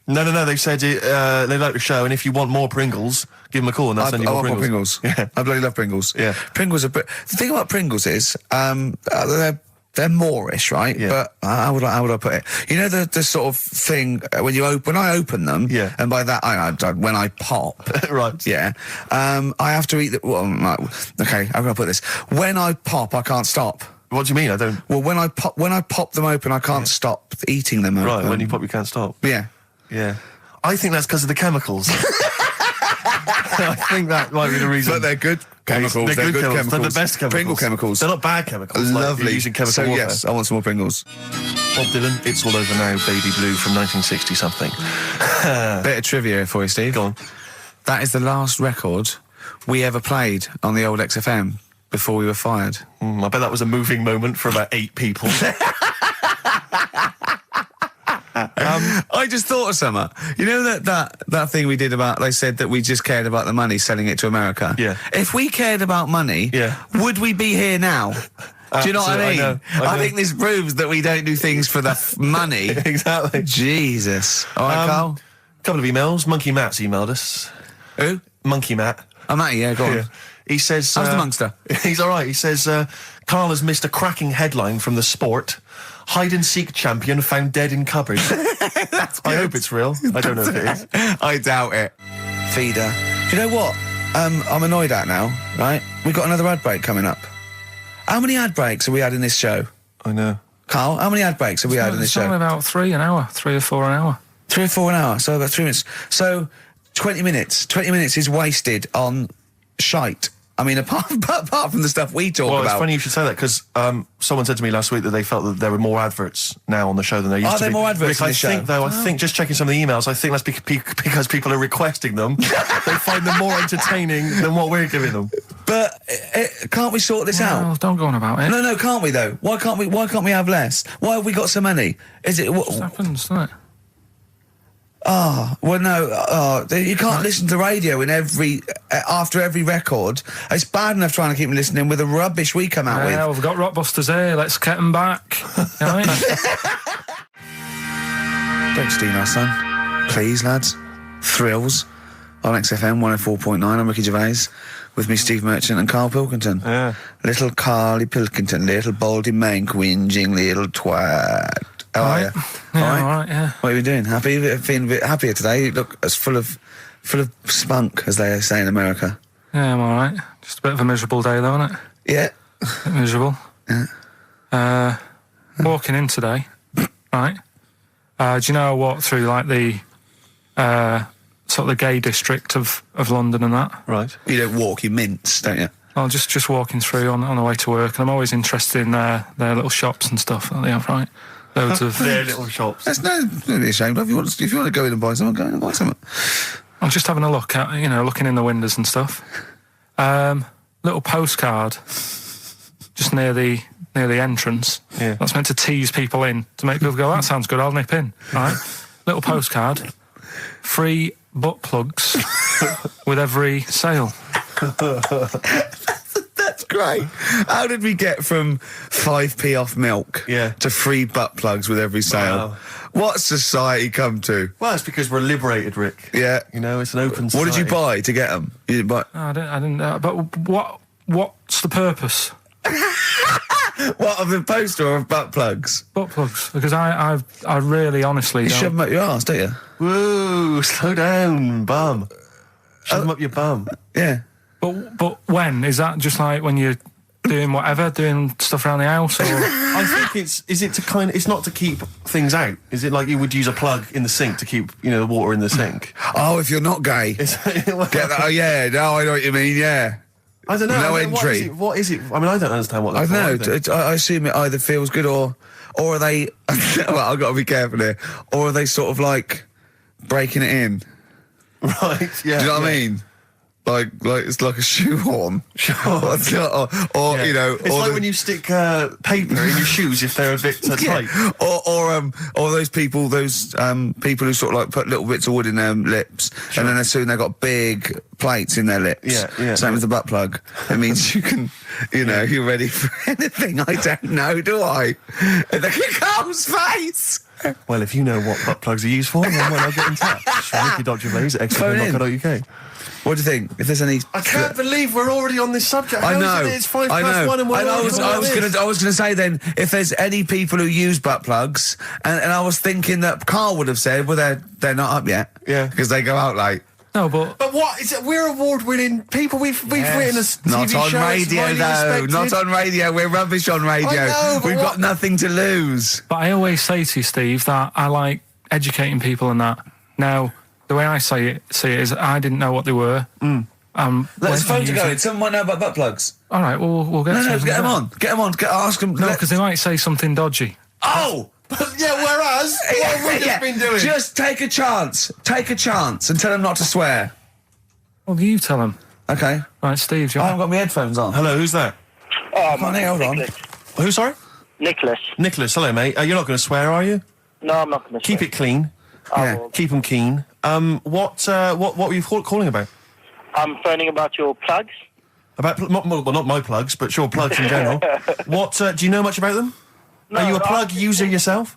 No, I'm just thinking if maybe you've got some gay friends and you're spending the night at their place, you might want to use one. Right. What, you mean experiment with them, or...? No, so you can make sure they're not going to do anything while you're asleep. Could I suggest, just lock the door? I mean, that is easier to me. Can I make a bigger suggestion? That's probably the most homophobic thing we've had said on the show today. Thanks very much for your call. Right, okay, good. Well, that's why we shouldn't put people on the line. Just, without checking first. I think Carl's made a good point. That's the calibre of listener we've got. Carl, come on, what's the matter with you? Oh, Thorns. that's all. No blue sky. Beautiful, isn't it? And that great track. It's all right, yeah. Just had an email, yeah. That woman who opened the Office script could have her head cut off, apparently. When a letter is posted, it becomes the property of the Queen until it reaches the person it was meant for. By opening it, she's committed treason and could be killed. I don't know if you're familiar with this story, Carl, are you? Go on. Apparently, some copies of the Office Christmas specials, scripts, got sent to the wrong address, some woman, and I don't know what you do in that situation. Normally, if I get mail that's not addressed to me, I just give it to the postman or put it back in the postbox. Radio 1 tried to speak to her, but apparently she's got a gagging order, which makes us think that she sold it to the Sunday. So we'll read it. We'll read the plot of The Office tomorrow in the Sunday papers, which ruin it for some people. Ruin it for a lot of people, yeah. But the other thing is, I mean, if it was sent to her, obviously her name wasn't on it. If that's true, in which case I think that's quite a serious offence, isn't it? I would hope so. I mean, I would hope that if I sent something in an envelope, it was. But the BBC, the BBC thinks that because the person they said it was meant to be sent to got his, he thinks maybe that's an excuse. Maybe someone gave her the script and said, "Don't tell her, don't say it came from me." Yeah. So. I don't know, maybe she's protected someone, I don't know. Yeah, well, I mean, if that is... Well, either way, don't sell it to a newspaper. Well, It's just the kind of mercenary nature of it that I loathe, you know? It's the fact that it's only just now makes me wonder if she had it there lying around in her house and someone said to her, well, why don't you go to the papers? Yeah. Try and flog it. But I just don't think she's going to get a lot for it, because people are going to see it soon. It's not like it's the Hitler Diaries. Well, they're not very well written. But, I mean... I don't know. I tell you what I'm frustrated by is just the fact that it's like we've worked hard to give people some kind of pleasure for this Christmas, you know, because a lot of people are very depressed, Rick, very low at this time of year. They've not got what they wanted. But we're trying to cheer them up, give them a bit of happiness. Yeah, but I think she'll be happy if she gets a lot of money. True. I don't know. I think it's just tacky, really. It's like, well, I just say, if you're a fan of the show and you don't want to know what happens, then don't read the Sundays tomorrow, or at least avoid it when it says we tell you what happens. But the papers might not ruin it. The papers might go... We've got them, but we're not going to ruin it for people. That'd be a nice gesture. But I don't know. All I can say is it's a good job that I send out the prizes. Because that Michael Palin around the world in 80 days will be going to the person who won it. Yeah. And if someone else receives it, they better not try and, do you know what I mean, keep it. It should go to the winner. Yeah, exactly. That is a very good point. So... Be warned. Don't open things that weren't addressed to you. Yeah. Pandora's box. There's some sort of lesson there. Yeah. What happened? All the evils of the world, wasn't it? Pretty much. What? Yeah. Oh, don't try and explain brilliant. it to Carl. No, Pandora's box. Go on. Well, told not to open it, opened it, released all the evils that are in the world now. But did the person say if you open it, loads of evil will come out? It's not true. It's not true. It didn't really happen. It's not like evolution. It's not the truth. But you remember that? Yeah, you won't listen to some of my stuff. Like goldfish and stuff. No, it's not that we don't listen to it. It's that you would pass off how all the evils in the world got here. Because on Ananova it would be, Pandora opens box. Outcast. Hey Ya on XFM 104.9. I'm Ricky Gervais. With me, Steve Merchant. And over there, Karl Pilkington. Now we've got a new feature. Well... I don't know if it should become a feature every week, Rick. I'm not sure it's got legs for that. But maybe in the absence of Rockbusters. Basically, I was looking through the pigeonhole, and we got a lot of stuff sent to us, a lot of junk, stuff we don't really want. Yeah. And a lot of people, for some reason, they send us... Begging letters, a lot of that. We get sent a lot of CDs by people, bands, artists, who have not yet been signed. Maybe they've knocked something together in their bedroom. They got a band... And they just, for some reason, they want our feedback. They want us to sort of give them some thoughts on what they think, where they're going wrong, stuff like that. And I just thought, I was having a clear out, and I thought, why not just give them a little chance, Just throw them a bone, Rick. Honest critique? Honest critique of some of the artists that sent us stuff. Okay, go on. These are bands that have not been, they've not got a record contract. This is exciting. Okay, name the 3 bands Well, first. we'll go through them individually, and I'll hear a little snatch, and then I'll get your opinions, both from you, Rick. I know you've been in the music business, you've got a good general knowledge of music, you've got good taste. Big time, and also big time. Karl Pilkington's views as well. Yeah.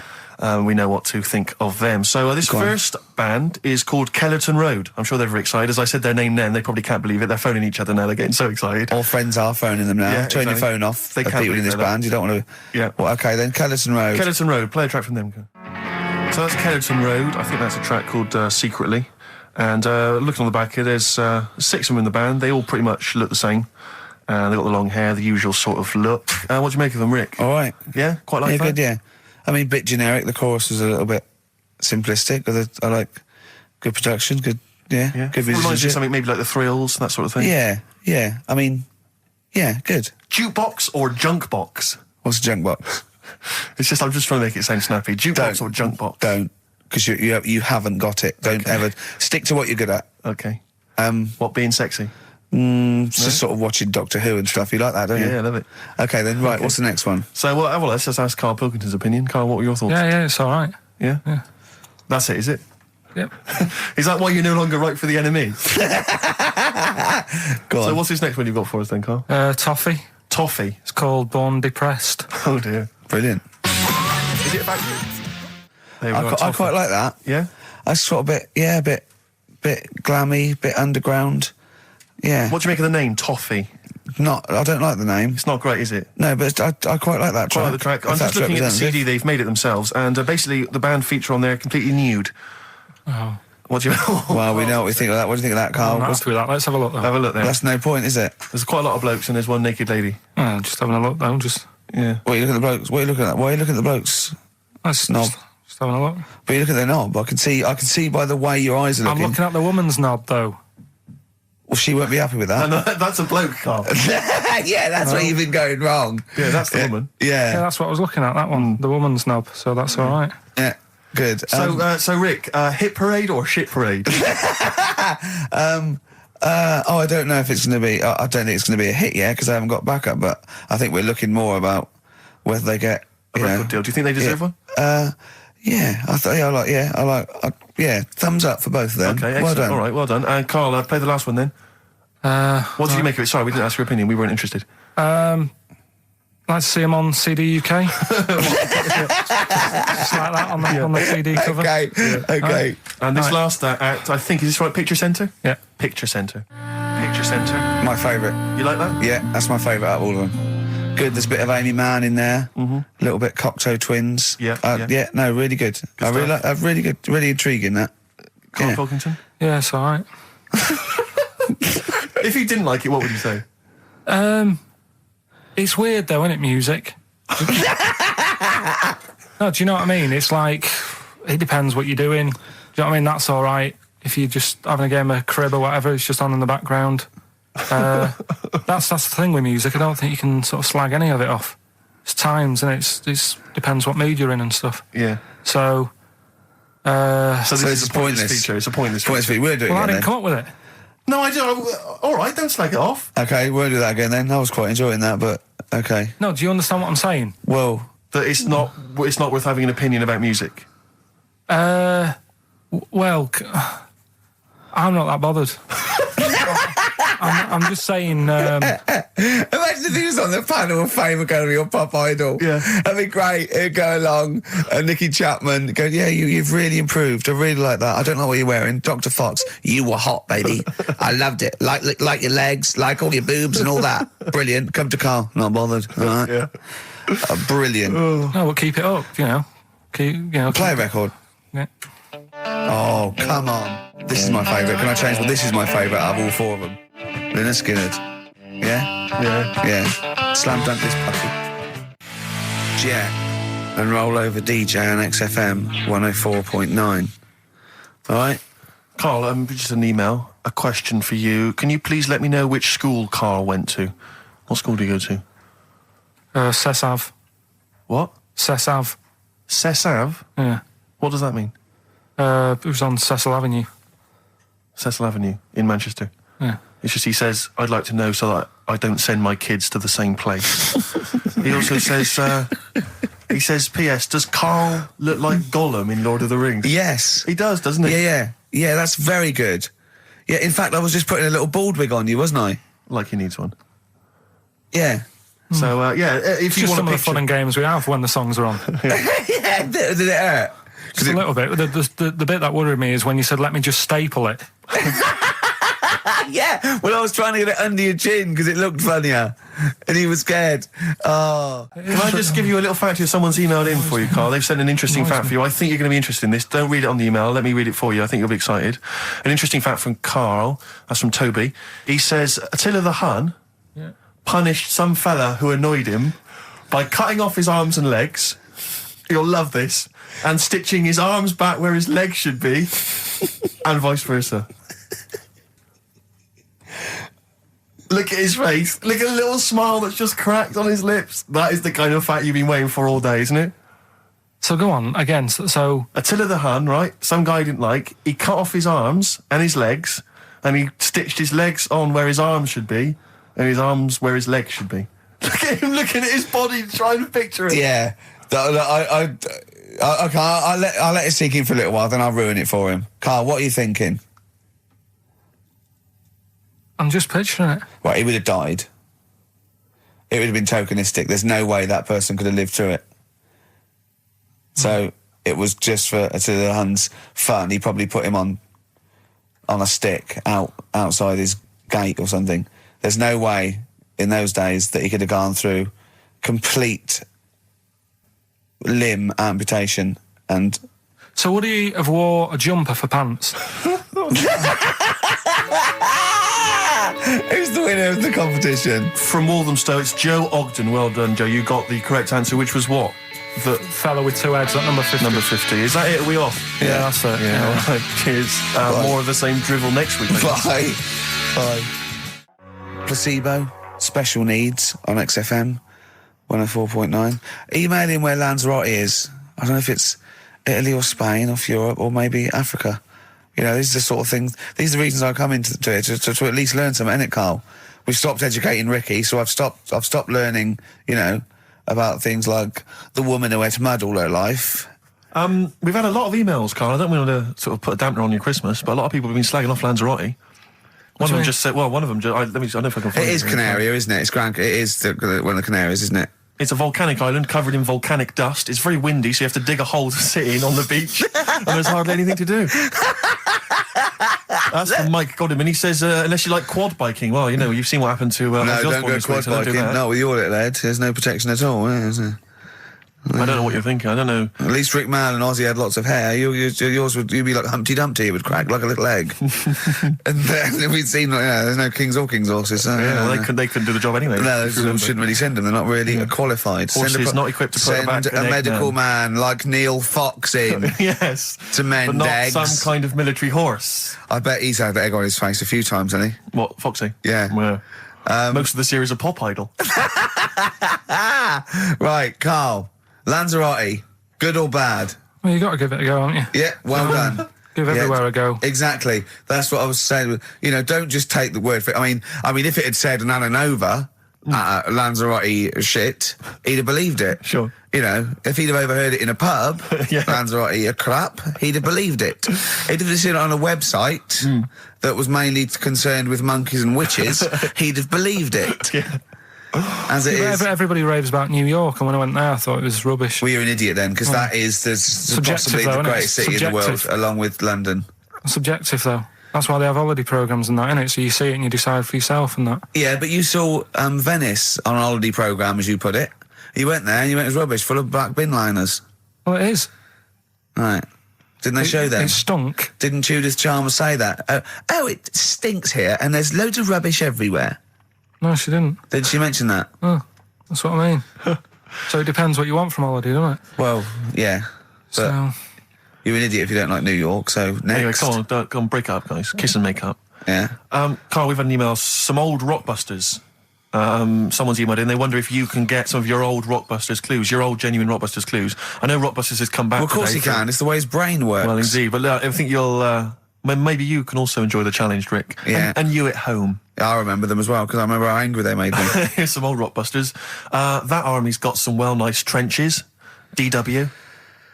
That army's got some nice trenches. DW. No. Dandy Warhols. That one works. It's not bad, is it? That's why I didn't get that one, because it worked. Yeah. Yeah. Okay. She's only got one sticker left. It was actually he's only got one sticker left. Oh, okay. He's only got one sticker left.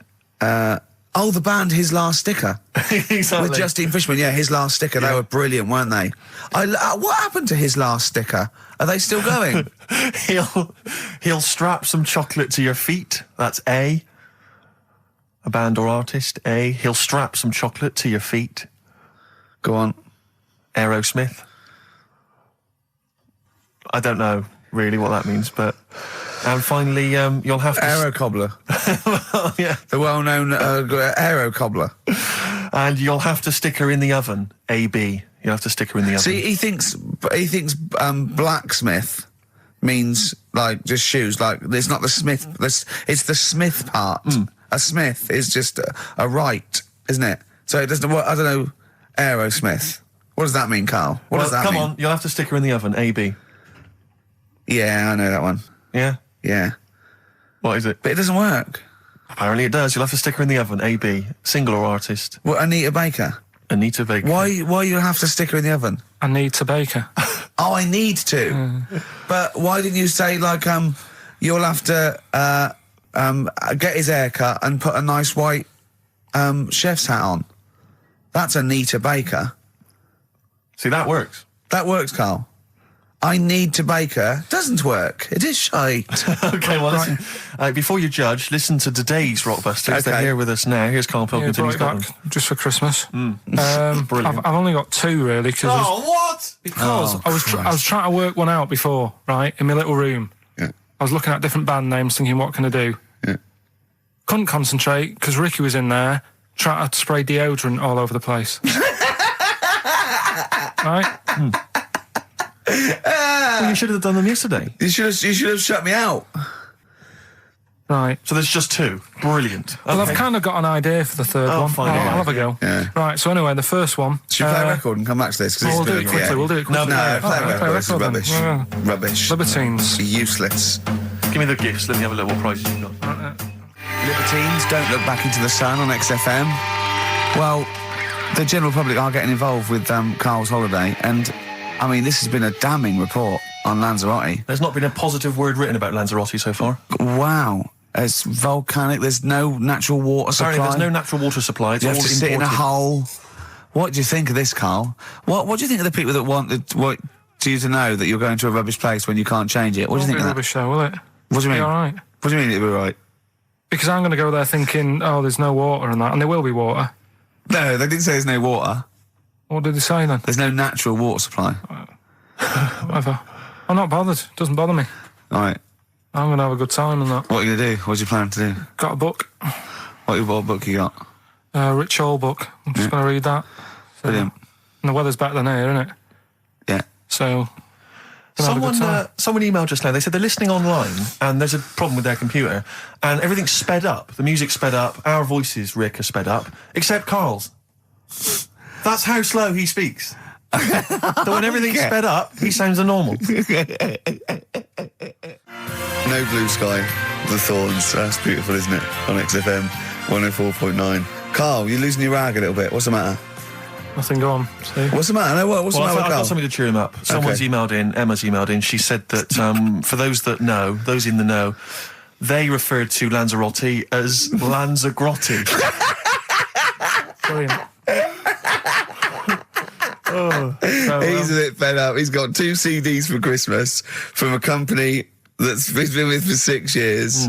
He's a little bit grumpy about having to answer the phones. Letter to Hermione, David Bowie. Well, we've had the most convincing answer that it's about 290,000 actual words, but possibly 3 million in our vocabulary, using all jargon and scientific stuff and all that. Sure. 290,000. Still a lot, isn't it? It is a lot. We know so little, don't we? Apparently the average person has about 20,000 words in their is it? vocabulary Right. and uses maybe 2,000 a week. Really? Yeah. Carl, obviously, slightly bringing that average down. Carl, what do you think of that? Single figures. Doesn't matter, get by. Why have you got to use longer words messing about and that? Told you. That word about old, anti-dipuian or something. Just say old. That's a bit old, isn't it? That's a bit anti-dipuian and that. What's the point? Yeah. Get to the point. Sure. Busy.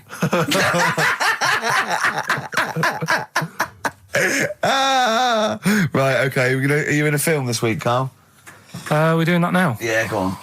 Get it over with. Hang on a minute then. Get it over with. Let's get this show over with. We can go home. You can go off to Lanzarote and sit on some ash. Some charcoal. He's not happy about that. That's annoyed him. The listeners have all ganged up on him. Yeah. XFM giving him 2 CDs. We've had more calls for his resignation this week than ever before. What do you think of that, Carl? What do you mean?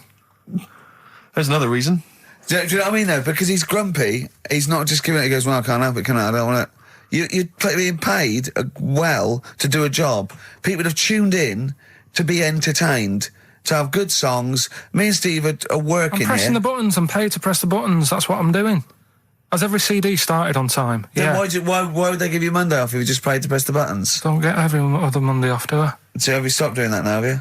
Well, yeah. Why? Because there's work to do and that. I'm not moaning about it. Let's get on with it. Blur on XFM 104.9. I forget the name of that track, but it's good. Good song. Thanks very much. Oh, good song. Yeah. Oh, right. I just thought you were complimenting giving his opinion. Right, Yeah. go on. The what? Are we still on the air? Yeah. What are we doing? Merry Christmas. We got someone on the line. Oh, right. He's here. Who's that? Ricky, It's, yeah, go on. it's Jonathan. How are you? Good. It's only TV's Jonathan Ross. Ross, turn your radio down, you idiot. I'm here. I like to. I haven't got a radio on. What are you talking about? We can hear the feedback. Well, I haven't got it. It's not my fault. It's your incompetent radio station. And also, didn't you hear? We said don't call him. We don't want to speak to the listeners. Are you, I'm not a listener. I'm a visitor to your shores. I'm special. You know that full well. I know you're special, right? Yeah, What have you got a name for the band? Yeah, you ready? Yeah. Blump. B-L-U-M-P. I tell you for what, you can't have a normal word. If it's the monolith band of all time, if it's the big, you can't have a regular word. It doesn't make sense. How can you have a regular word? All these ideas you've come up with are rubbish. You need a word which only stands for that one thing. No one's heard it before. No one will use it again. Blump. I can't help but feel that that's a more appropriate name for maybe one of Ricky's bands. Yeah. I love seeing that picture of him in that band. You see it everywhere these days. He was like a girl. He was like a little girl in a suit. It's like a little dyke at a wedding. What was that? It's got to be the kettle calling the pot black, surely. Yeah, I've always looked nothing but 100% heterosexual. We're not sure about. There's not anything wrong with it. I know that, but look at you. I actually had to get that in. There's not anything wrong with it. I'm Jonathan Ross. Oh dear. I was thinking the other day, right? Oh, yeah? The Comedy Awards. Yes, sir. You didn't half say some awful things about poor celebrities, poor has-been celebrities with coke addictions and fat lips and faces that where surgery's gone wrong and everything. And when they're on the show, they're going, "Oh, you look lovely." Yeah, I'm nice so to them. good. Well, I'm nice to them to their face, but obviously when I'm not with them, I like to let my true feelings be known. What's wrong with that? That's how everyone Well, I'll tell you what, you can get anything off your chest you want on this show. Any celebrities you want to talk about? There's no one listening. Yeah, it's just between me and you. A lot of people listen. They listen to my show, and after they've had a few hours of good laughs, they like something bland to just cool them down afterwards. So they flip over. We know this happens. Did you mention my DVD on your radio show? You know what? today? I forgot to. I forgot to mention it. Christ! I meant to mention by the office, but I forgot to mention it. And then I thought afterwards, it's not like he needs the cash, is it? It's not like he needs it. It's not like it is, but he's probably earned more money in a short space. You're like a lottery winner, and you've got about as much taste.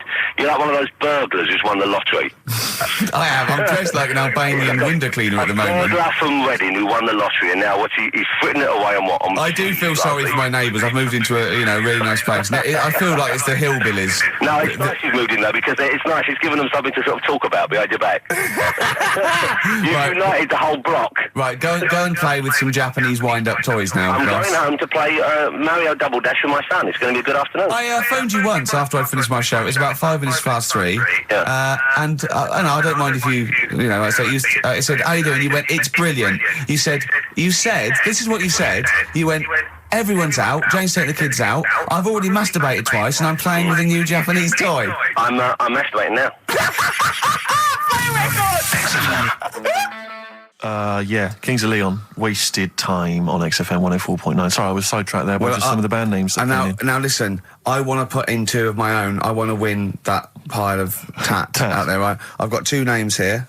Okay. We should just remind people in case they've just tuned in. Oh yeah, what's Ian going on. Canfield has chosen his mega band of all time. He's got Keith Moon on drums. He's got Lemmy on bass. He's got Keith Richard on guitar. He's got who have you got singing? Robert Plant. Robert Plant, and their manager is Vance, but he needs to announce them at Wembley Arena. They're already sold out. They're at number 1 in the album charts. They're the greatest rock band of all time. And I've got 2 suggestions. Okay. What about this? Please welcome to the stage. Tungsten lung hemorrhage. Yeah, good. Yeah. Please welcome to the stage. God dildo. God dildo, interesting. Nice juxtaposition there of God, the Almighty Creator, and a dildo. Nice use of some contrasting imagery there. Yeah. Powerful and topical. Tungsten lung hemorrhage. Yeah. We've had a couple also on the email. People didn't really include their names, but who cares? Please welcome to the stage, Balls of Steel. Balls of Steel, Oh, yeah. And we've had like Brain Hammer. Brain Hammer's good. I Lots like of Brain Hammer. brain-related stuff. Quite liking the idea of tumour fish. Juma fish. I like. Juma fish is very good. I like Juma fish. I just wonder if there's one more contender. I don't know who this was, Ian, that phoned in with it, but possibly it's topical. Deathly Hem. Yeah. Deathly Hem. It's brilliant. Oh, it's Deathly Hem. Please welcome to the stage, Deathly Hem. It's Deathly Hem. Who's that? We've got to give it to I don't know who that was. Oh, but, well, if you came up with Deathly Hem, email again. Deathly Hem. It's the greatest name for the greatest rock band of all time. Will you please welcome to the stage, Deathly Hem. Turing breaks, mind over money, XFM 104.9.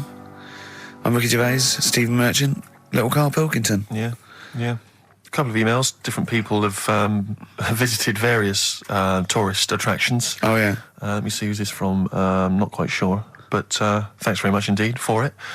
So there's a link here. It's apparently in Devon. Barometer World. Brilliant. It's the world of barometers. It was established in 1979. And By one bloke who had a lot and thought, I can charge a quid for this, definitely. Here's the Out of his own house, probably, converted back scuttle. Exactly. Yeah, that's not a euphemism for a sexual act. But look at the webpage here, Rick. There's a picture of a beautiful barometer being held by a beautiful lady. Lovely. Who's definitely his daughter. Yes. Definitely. Come on, Kathy. Oh, that. Dad, no. Come on. Undo your top a little bit. Dad, definitely made to do that. Yeah. Oh. That slight look of I hope no one I know sees. Yeah. Just check out Barometer World. Barometer World. Yeah, that's available. If you want to check that out, www.barometerworld.com. That's Now, all the, barometers, one, do they work? they're to do with checking, is it the air pressure? Well, everything. But I think that's what it's based on, isn't it? Sort of low and high pressure, so it's going to rain, it's not going to rain. Yeah. Or going to be windy, but I wonder how accurate they are. I think in the days before satellite sort of weather surveillance systems, probably essential.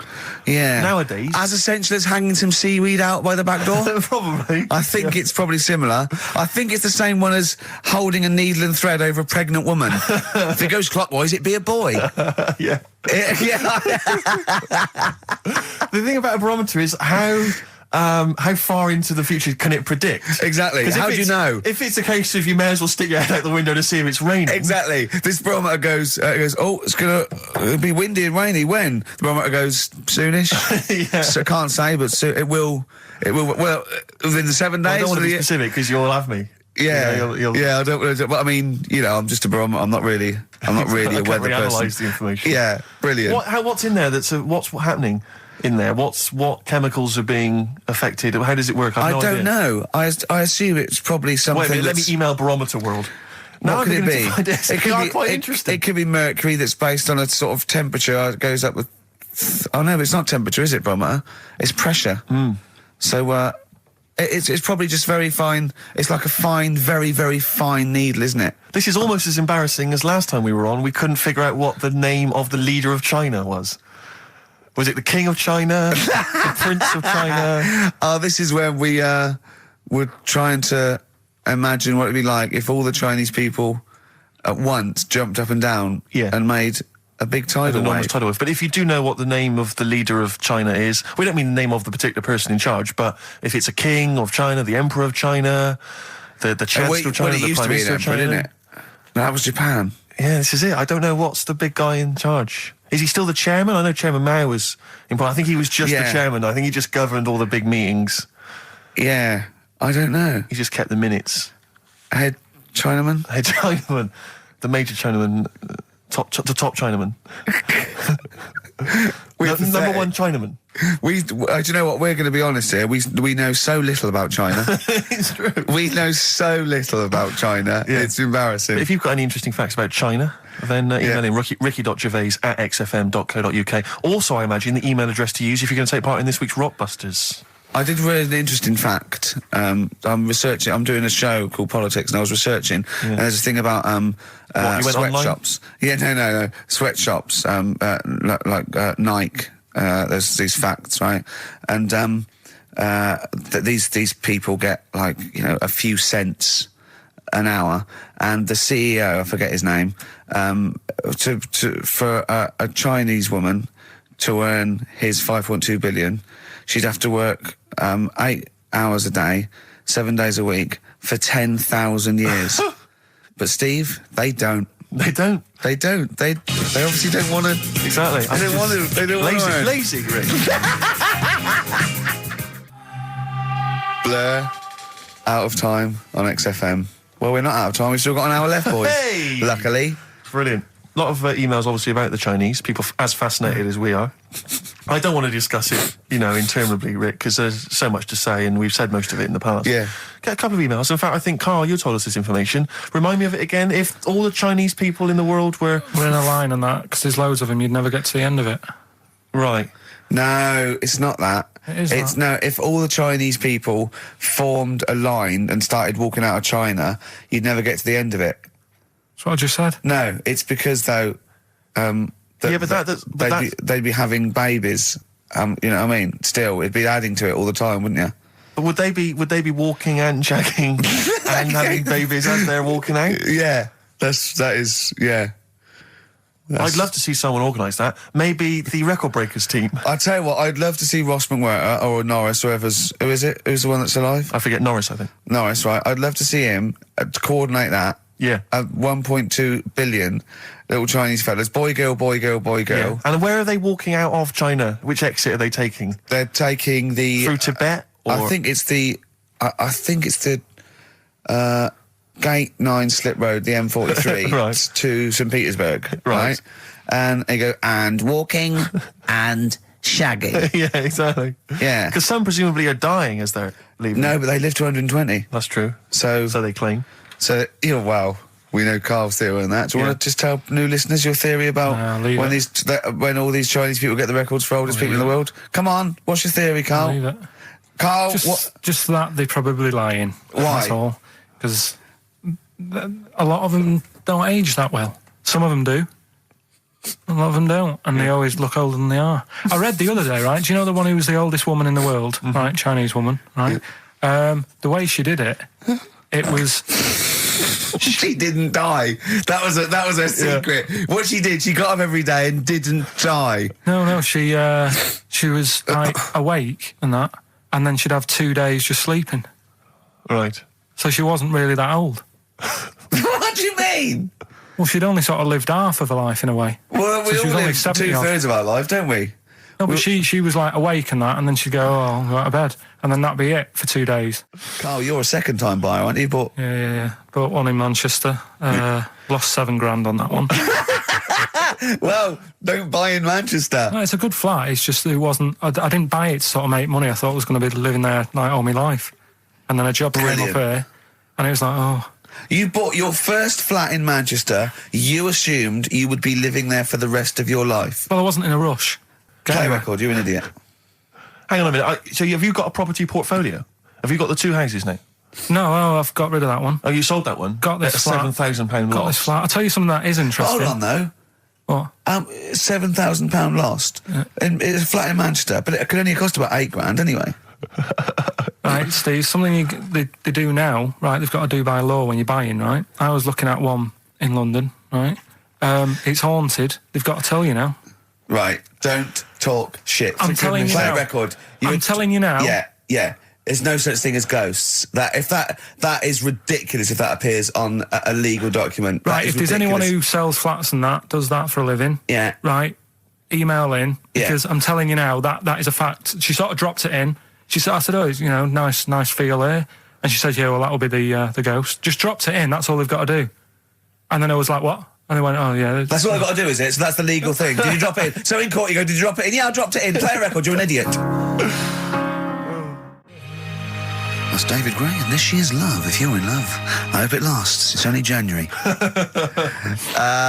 What you got for us, I just thought we ought to maybe go through some of the emails. I mean, I don't want to query the calibre of some of the emails we get sent on this show, but here's a typical one, Rick. Go on. There's no name, it's just from Glicko, that's his email address. It's just a question to you, Rick. Did I see you walking around Marylebone High Street last Sunday? Yes. Okay. Well, I don't know. Well, I was in Marylebone High Street last Sunday, yeah. Yeah, but did you see Glicko? I didn't see Glicks. Okay. I didn't see the Glickster. But all right, this is one from M. Ricky, what do you think of Richard Bacon's show? I can't decide if he's better than you.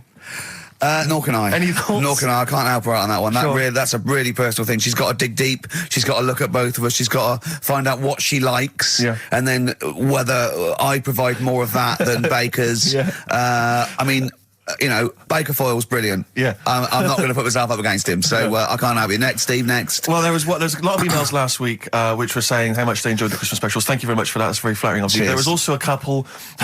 There was one that it was a guy. I'm sorry that I think I might have deleted it. But, I should have sent a reply because there was a guy from Canada saying if there any chance you're around in March, whether you could pop in and have a surprise birthday dinner for his wife. Oh, why don't you keep that? I know. Sorry about that. I can't let it go now, can I, you idiot? Okay. I really apologise for that. Yeah. There's also, this is interesting, this is more for Karl, really. It seems unlikely. Is it from a doctor saying you're an idiot? We've got plenty of those. I tend to delete them. Okay, all right, yeah. Look at his face. No, it just says, don't like to complain, but I won the film competition about 5 or 6 weeks ago, and I haven't received my prizes. Oh dear, that's all Karl has to do on the show.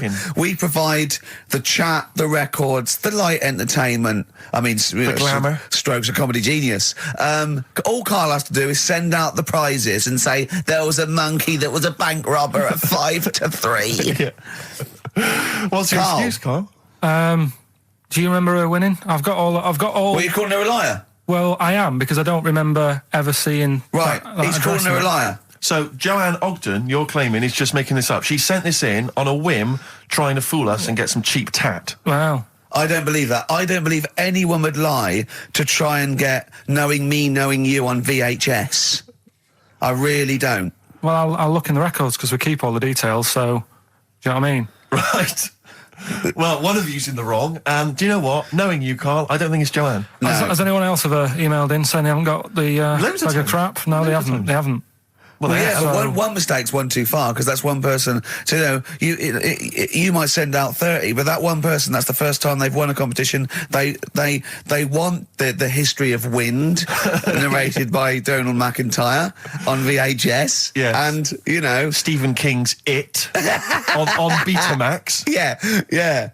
No, they sometimes they want the best of Primal Scream on a cassette. Exactly. So, You've got to make sure you're sending these prizes out. Yeah. Final email from Andy. He says, the webcam is pointing at the ceiling. Is it because the air conditioning vent is more exciting than what happens on the show? Let's put that down now. I think that's absolutely right. Hold on a minute. Now, just if someone... Is that good? People love the webcam. I don't know what they're interested in, because all they get is a picture of Karl's big head. It's not as big, it's just round. Oh. Got it right. Yeah. Karl, I'd like you to play the next tune. I got sent a little cheeky primer for The Cure's Join the Dots. It's B-sides and rarities, lots of stuff from them, from all over the ages. And it's amazing how good their B-sides are. Here's one of them playing. Yeah. And the comedian, it's fantastic. I've just got to tell this again because it was wonderful. Okay, so it gets through to the tiebreaker. The two couples are at the end. It's from like about 1979, and they're dressed like it. Do you know what I mean? These are just like people that they're amazing. They make you look. Oh no, they're still better than you. And that goes, okay, both pairs, fingers on the buzzers. Goes right. Ted gets the envelope and goes, right, okay, fingers on the buzzers? Yeah, ready. German composer, but British born. He looks around. No one knows. So he goes, most famous for his Messiah. No. Right, third clue, what is his handle? Right? One woman goes, bzzz. She goes, oh, we did this at school. He goes, we are nearly there. She goes, oh God, it was Handel's Water Music. He went, so what's the composer's name? She went, Chopin. He went, I'm going to have to throw it across. Buzzes in, this bloke goes, is it Beethoven? Oh, isn't that fantastic? Oh. Why? Oh. I mean, you've mentioned to me 3-2-1 in the past. Oh, it's fantastic. They deliberately got on the worst contestants ever. Well, no, they just weren't right. Have you seen the clues, though?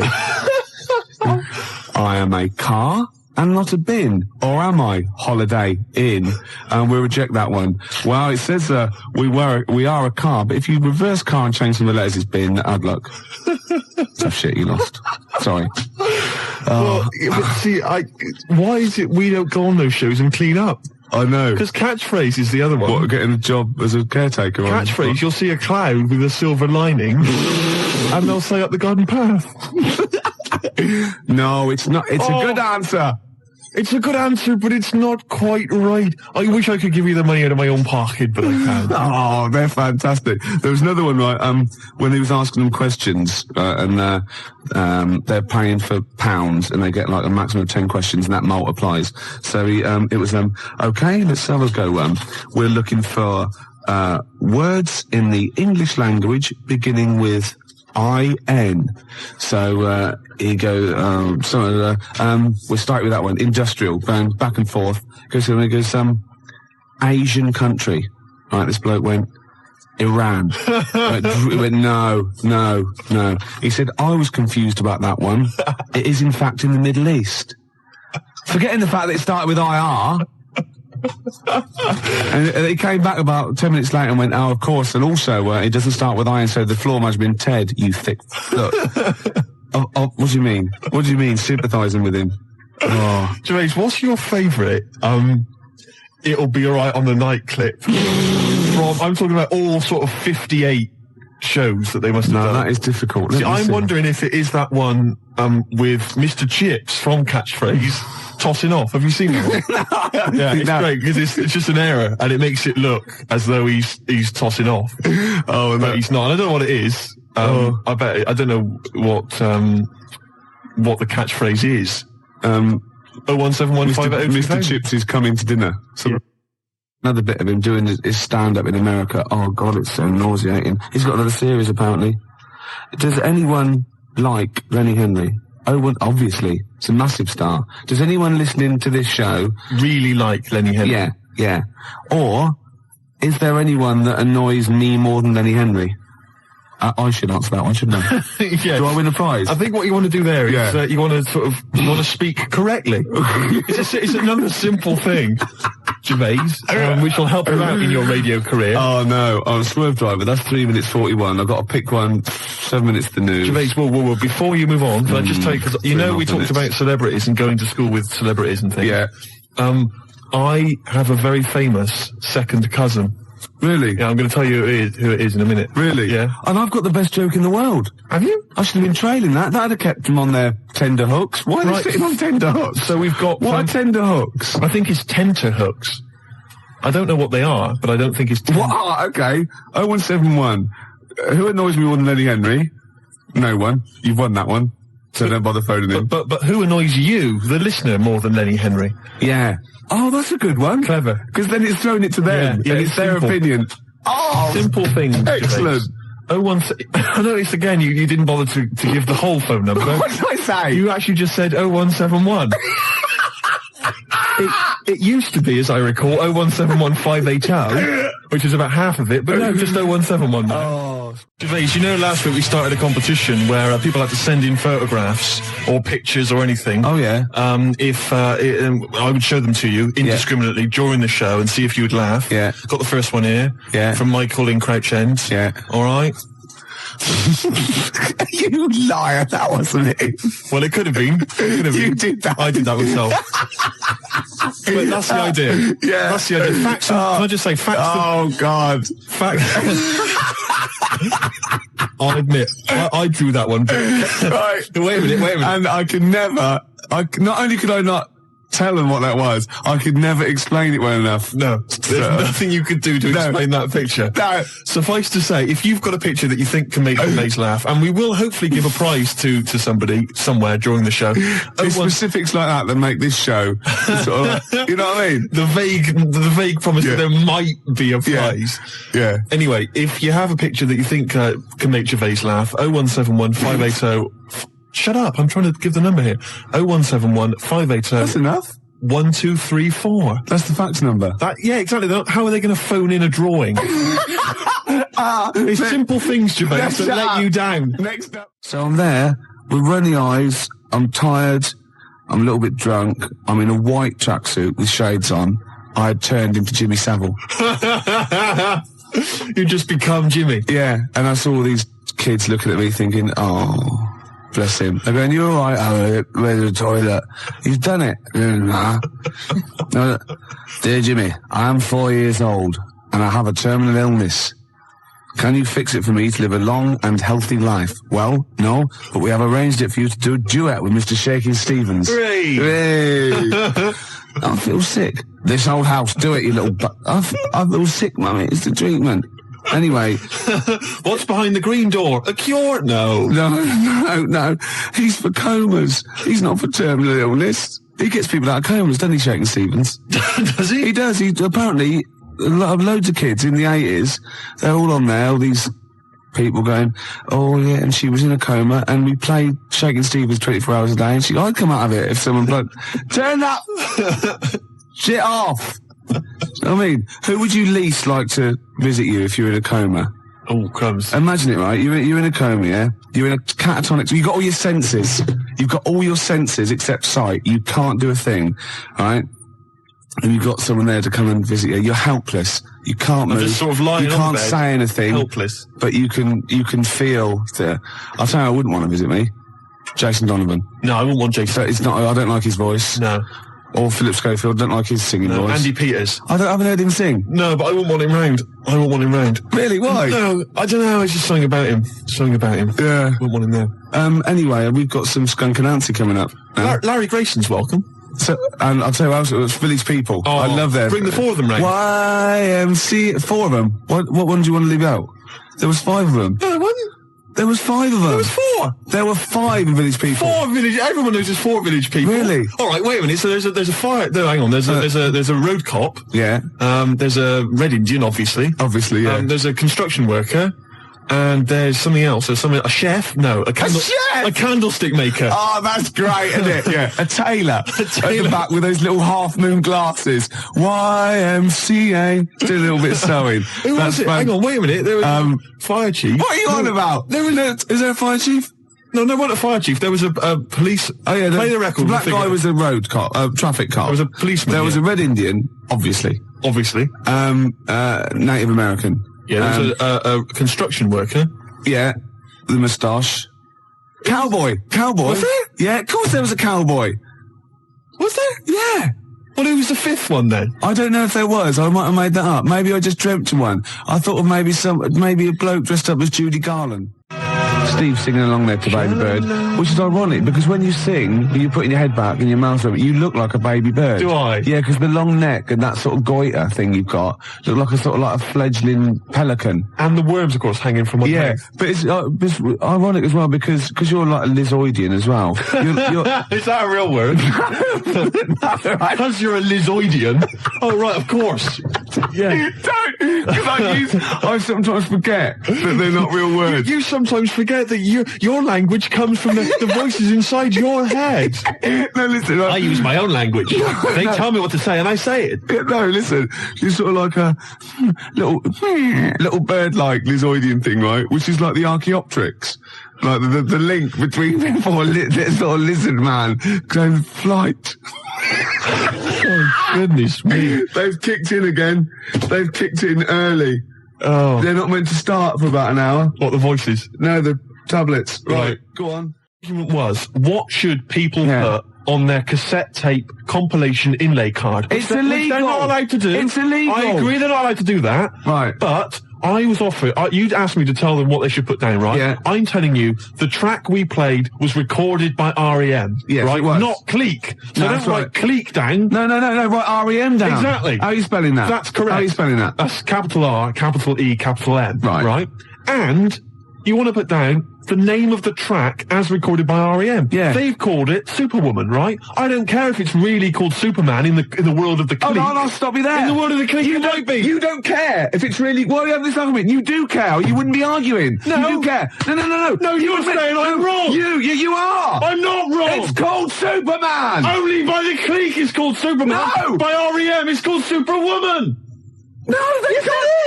No. They can do what they want. Sometimes they call it Superman. Make your mind up, at least. They call it Superwoman. Are you sure they're called REM? Or have they changed that? They call it Superwoman, you tosser. How are you spelling that? That's SUPERWOMAN. You idiot, you fat imbecile. Friday night, you'll love this. I went to a party. Got invited to a party. A genuine. No. That was an afterthought. You said I went to a party, then you suddenly went, I got invited to a party. What? Did you get invited to it, or did you just go to it? I got invited to a party. I went to a party. Okay. Well, which is it? I was at a party on Friday night. Okay, right. Okay. And it was people I know. It was up in North London. I live in South. Not that that's particularly important. And what I'm saying is I left my... Yeah, you weren't in your... What you were saying is you weren't where you pay rent. Exactly. No. So I got there, and there were a few people there I didn't really know. And I got introduced to this girl, Christine. Right, and I'll be honest with you, I don't know if anything might have happened. Do you know what I mean? It could. Do you know what I mean? All I'm saying is we were getting on well. Things were happening. All right, we were having a chat. Okay. Hey, Gervais, you're interested already? Yeah. Anyway, she wanted a packet of fags, right? And a few other people wanted a little bit of grub or whatever because it was late night. It's about 1 a.m. God, when you say she wanted a pack of fags, did she say, "Oh, I'd love to talk to you all night, but I've got to go and get these cigarettes"? No. Go on. Sorry, I won't interrupt again. We were going on well, and she said, "Yeah, a packet of fags." So I went over. There was the guy told me who runs the party or had the party. He said there's a sort of 24-hour little sort of 24-hour supermarket thing. You went for it, did you? What? You went for it, did you? I went on her behalf, right, to the supermarket place. One of those little sort of 24-hour 7-Eleven places. Yeah, I'll get the picture. So I go there, and I'm going to buy the fags, and people wanted a few sausage rolls and all sorts of stuff. So I'm there, and I've got all my stuff, right, and it's quite late, but there's two blokes in the place, and I don't know whether I think they were from Italy, but I can't be certain. But anyway, they caused a bit of a ruckus because they were after some ciabattas. They were saying, "I want 2 ciabattas. I want to." I don't know if that's no. I'd say that was sort of like Kenyan. Right. Okay. But anyway. Okay. They were. Anyways, they were 2 ciabattas, and they were causing a bit of a rumpus. They were saying, "Not those. No. How much are they? How much are those a pound? Oh, we ain't talking about pounds. I don't want. No, I'm not paying for those. I love those." So anyway, they got their ciabattas. They Turkish, maybe. They went up to the counter, and the fellow who was next to me in the queue, he'd put down a jar of coffee. Right. Oh, yeah. So anyway, the fella said, ciabattas, you have the pound for the ciabattas. And he had 2 of them there, they're brothers. And he puts the ciabattas in the carrier bag, and he picks up the coffee as well, secretes that in the bag, right? Walks out. What? Well, the Italian bloke licking someone else's coffee. He stole someone's coffee, right? There in plain view. So he gets outside, and the shopkeeper says, "Whoa, wait a minute, come back in, mate. Whoa, you picked up this fella's coffee. What? What are you accusing me of? What are you saying? What are you accusing me of? You say I'm stealing? Well, no, definitely Turkish. Probably works in a prison. Yeah. You're stealing? What are you stealing? You accusing me of stealing? You accusing me?" Yeah. And the fella said, "Well," and he says, "Look in the bag, ciabattas. Where the coffee?" I'll be honest with you, he'd hidden it outside. He'd already got rid of it. It was smooth. Right? Yeah. So anyway, now he's getting a bit violent. No ciabattas. Well, I buy the ciabattas. They're not very nice ciabattas. I eat them. They're not nice. You accuse me of stealing coffee. He's pushing things off the counter. He's throwing the ciabattas everywhere. Really? And it's terrible. And is he smashing plates? He wasn't no, smashing I'm just getting a hint from the accent. Go on, sorry. Right, yeah. So anyway, he's accused. You accuse me, and it looks like it's going to be a fight, Gervais. I'll be honest with you. I'm nervous, right? Because I'm stood next to him in the queue. Yeah. I'm thinking any minute he's going to turn around. What are you looking at, fish monster? Yeah, they sent you out because they thought you wouldn't get attacked. Exactly. And, how ironic. So I edge backwards towards the frozen goods section. Yeah, you're thin against the fridge. I'm hiding. I'll be honest, I was hiding. I'm not going to lie to you. I'm a coward. Really? So, anyway, the Ciabatta brothers... they're causing a bit of a rumpus, and it's all going on. So they decided to call the police, the shopkeepers. Yeah. Right? Well, now the Ciabatta brothers are nervous, so they go, "No, it's all right. Don't keep the Ciabattas. We're not paying for them. I don't want my money back. It's all right." And so they move towards the door. But a little probably fella, spent some time in Delhi as well. Little fella, he's barricaded the door. He's used some of the display units. He's barricaded it, right? Fantastic. So the Ciabatta brothers are trying to get out, right? They can't because he's holding them off, right? They can't get out. They're caught. They're smashing the place up, really just throwing things on the floor, right? And he's going to me, help me keep the door closed. He's from Italy as well. I think he was. Yeah, probably relate. Go on, yeah. He's saying, help me keep the door closed. I'm saying, well, I can't, the leg and everything. I can't help out. No, I can't. I just got to be over here. The dialysis machine, if I don't get back, the battery runs out, I've got to, yeah. So anyway, eventually the Ciabatta brothers, they actually knock the stuff over and they get out the door and they leg it off down the road. Yeah. And anyway, it's terrible commotion, the food and stuff everywhere. The shopkeeper's in tears. It's absolutely terrible. Yeah. And everybody left, right? And I said, can I just pay for my goods and these fags and go, please? And he went, "No, shop closed, we can't serve you." And I went, "Listen, I've just been stood here. I almost got in a fight. I want to pay for my goods." Yeah. And he was in tears. I can't. He probably selfish wanted to like shut the shop just because he'd been like robbed physically and beat. attacked. Yeah, and then you'd been waiting there patiently, not helping. Exactly. He must have been there for about 10 minutes, not helping. Yeah. He should have served you before then, really, before the fight. It was crazy. So anyway, Oh, I that's terrible, isn't it? demanded he serve me. Right? Yeah. I bought everything. Was he crying as he served He you? was. He was crying. Oh, I yeah. left the shop, Yeah. got back to the party. Yeah. Christina gone. Because I got caught up in some bloody dog day afternoon scenario. I missed out on a possible. How's your father? Will you say? Well, I missed out on a fag at least. Yeah, yeah. And the letdown of her saying face to face no. Yeah. I mean, at least there's like a little bit of hope when you get back and go, there's your Benson's. Ooh, do you want a drink? Yeah, there's a little 7-Eleven just the other side. Go across the road, go the other way. I'll be about 10 minutes, love. Oh. It didn't happen for me. It will. A game show, right, that I come up with. Yeah. Okay. And it features me, but I think it could be perhaps a vehicle for yourself, Gervais. Yeah. What's All it right. called? I'm going to tell you, it's called Ricky Gervais Meat Rations. Right. And I like it already. You like it already? Because there's a part in there for me. Yeah. Could I play the Ricky Gervais? Yes. Yes. Fantastic. It was originally called, basically, let me just summarise very briefly. I'm not going to tell you all the games, but it's basically recreating the heady days of the war. Right. Right. That's fantastic. It's beautiful already, isn't it? It's got the nostalgia thing. I've got a game as well. But it was originally going to be called Ricky Gervais Fag Rations, Right. but apparently cigarettes weren't rationed in the war, so it's called Meat Rations now. Excellent. And I'll tell you some great games. My favourite is, what's it called? To be perfectly Anne Frank. It's a great game. It really is a great game where you've got to pretend to be Anne Frank and hide from sort of snooping Nazis. Oh, that is It's a fantastic. great game. And there's also, of course, let me go into it. There's also Dig for Granny. Good. I'll dig for victory, if you like. And what happens is you're scavenging through rubble, right? Can I just say, and these are copyright. Anyone trying to rip me off? I mean, I've got the Penis Puppet Theatre. Yeah. I've got a stake in this, surely. haven't I? certainly. Ricky Gervais Meat Rations. You can have a bit of my Penis Puppet Theatre. That's lovely. Yeah. And I've also got a new game that I'll talk about after yours. It's called Tip the Balance. And it's sort of like a game for 4. And it's like, I'll send it off to Waddington, see what you think. I mean, there's teething problems with it. Okay, well listen, Gervais, look, Let's play Don't Fear the Reaper. Let's play that tune. By Blue Oyster and his cult. It's a classic. Yeah. And then we come back and we try and make some money. Let's make some cash. And there must be some sort of fun with like gas masks. Yeah. When you can all put them on and dress up as like, I don't know, one of the banana splits. Yeah. That's what could that be? Gas. Who snork. Yeah. Yeah. Well, possibly. So every week there's the real snork. Right. So it's like confessors come on. They put which one snork? Which one snork? Yeah. So you've got three celebrities. Yeah, it was a gas mask and the real snork. That's great. So you got someone like Ted Malt's son, he pops one on. You got Frank Bruno, Yeah. and Jilly Cooper. That's it. And they put their mask on and like a little outfit, and then the real snork is there, and you've got to ask them questions. Like you get like Bernie Winters and Henry Cooper going, number three, how long have you been in the banana split?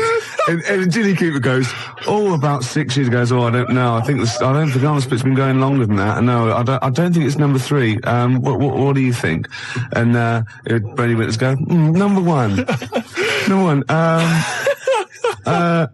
How did you get the job being in banana splits? And it's from Ted Malt's son going, I answered an advert in the paper. That's not right. They were born. You know what I mean? And there's Chaz and Dave in the corner just going, na na na na na na na na na na na na na, yeah. Yeah, with the real snorks, and they all the lights go right, and that one stands up and he sits back down again, and then the real snork, and the others all take their mask off, and they go, "It's lovely, Jilly. What are you doing now?" Well, I'm appearing Puss in Boots down in Brighton. Oh, that'd be fantastic. Wait a minute. What? Jilly Cooper? I don't know. What does she do? Oh, she's a novelist. She's a novelist. Oh, yeah. Now appearing in Panto.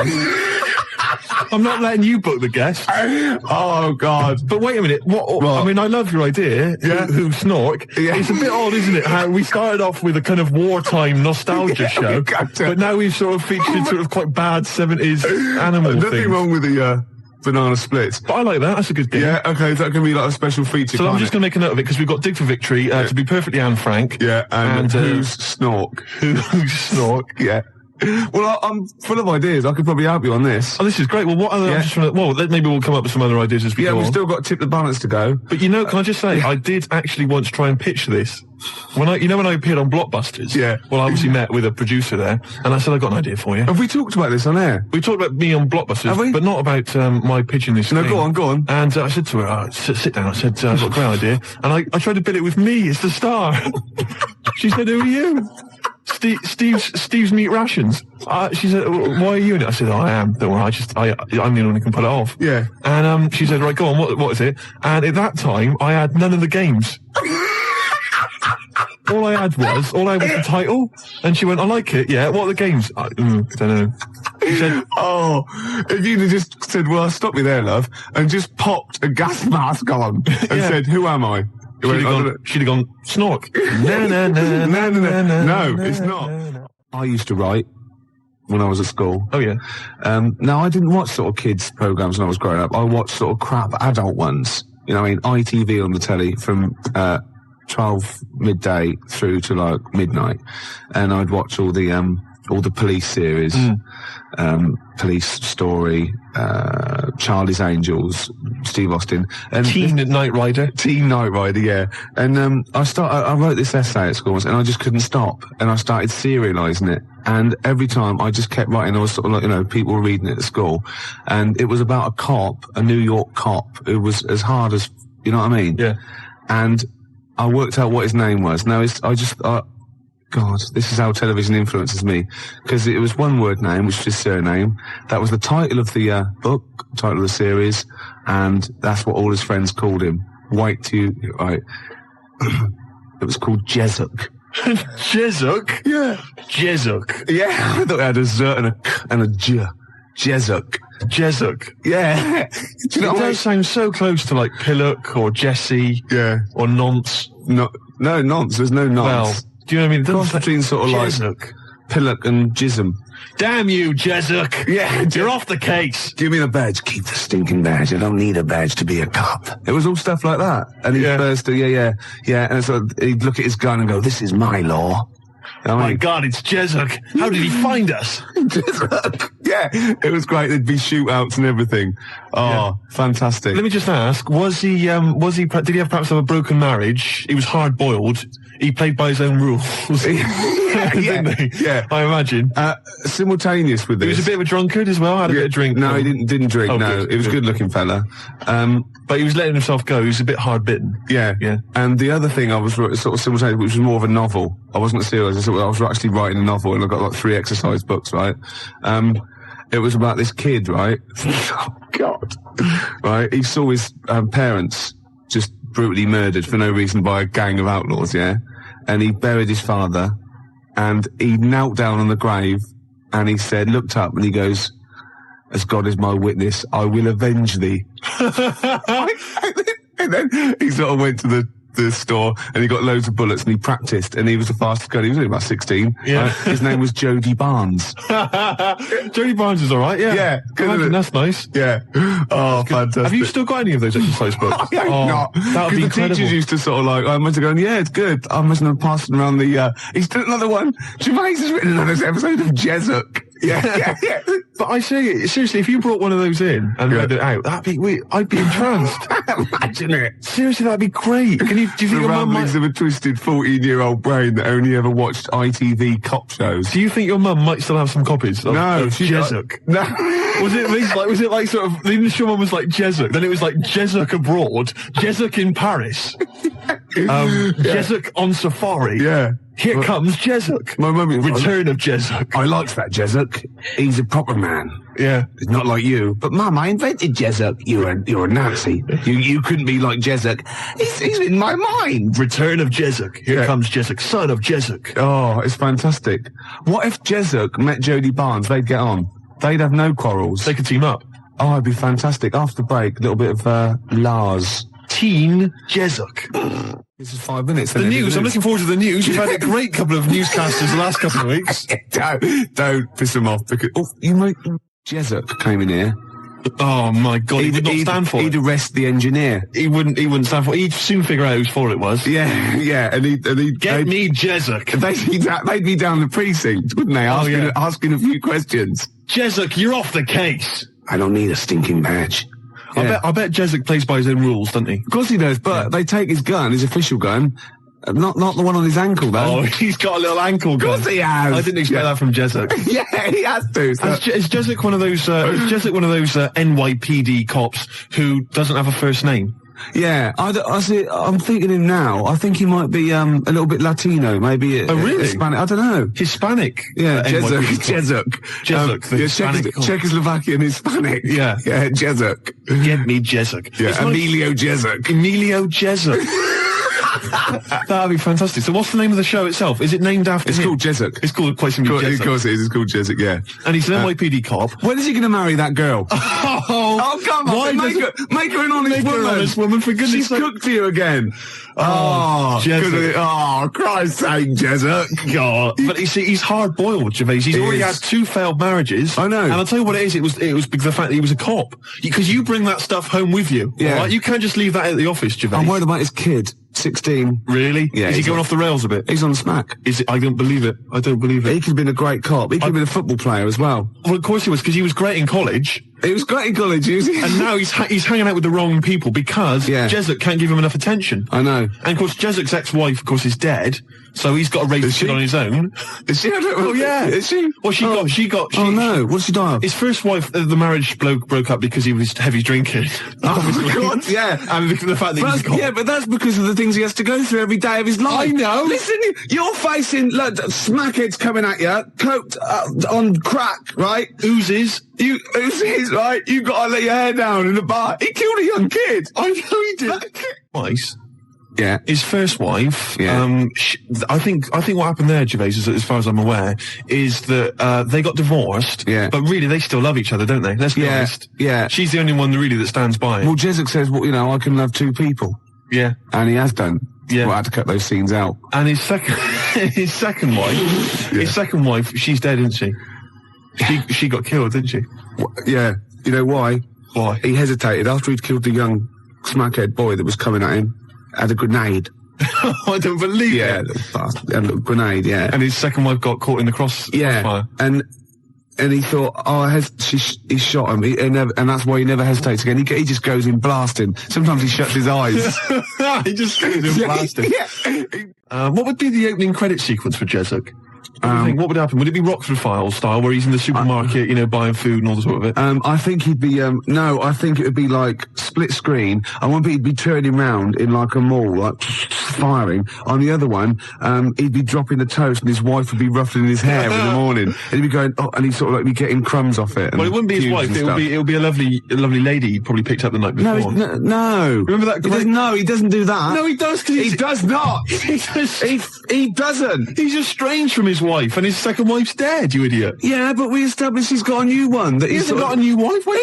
Not a new wife. He's got a new bird, hasn't he? Well, yeah, you said wife. Well, he's faithful to her though. He doesn't go and pick up fluses. What? He doesn't go around with dirty girls. I always remember from the beginning of Quincy, where he's there and he's doing exactly that, sort of running and jumping over things. And then you see him and you think he's examining a body because that is what he does. And he's kissing someone. It pulls out and he's given a woman in a sunbathing outfit, just giving her a massage. A sunbathing outfit. I don't know what the Where's Steve lived to that?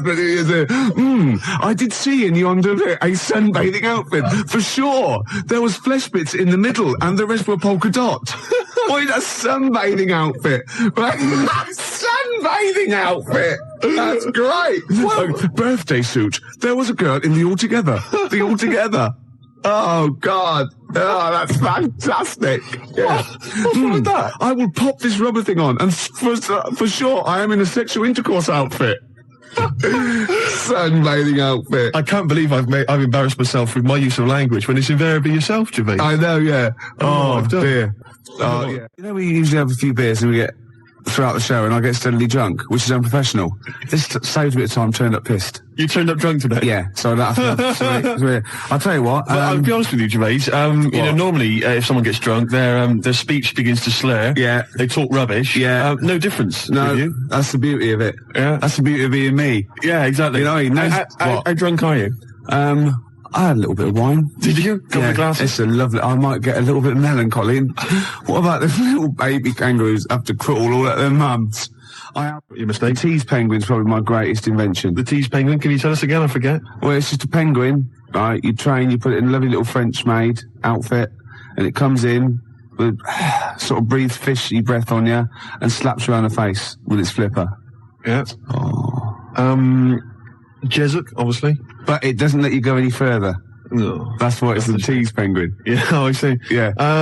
Extra Family Fortunes. Oh, I can see that on telly myself. Yeah, it's incredible. I don't know where you got the idea from. They just go into my head sometimes. Do they? Yeah. I was actually in this week with Claire. Was lovely, he? lovely man. Oh, Baby Bird was it at XFM? He's very nice. Is he? He's got a beak and funny little claws. Oh, Rick. I know. It made me laugh. It was oh, my God, we're desperate. to be an We're egg. desperate men, Rick, if you've got to resort to that kind I called him Baby Bird. He went, I've never been called that before. Which is bizarre. But there's a band called Baby Bird. He's called Stephen. Can you go to turn that down next door? All the time to a show. Music, aren't they? It's Emma, it's not on. That's insane. I can hear a throb from the other room. Yeah. Someone's got... This is insane, Gervais. It's like trying to host a radio show. Yeah. And now he's laughing. Yeah.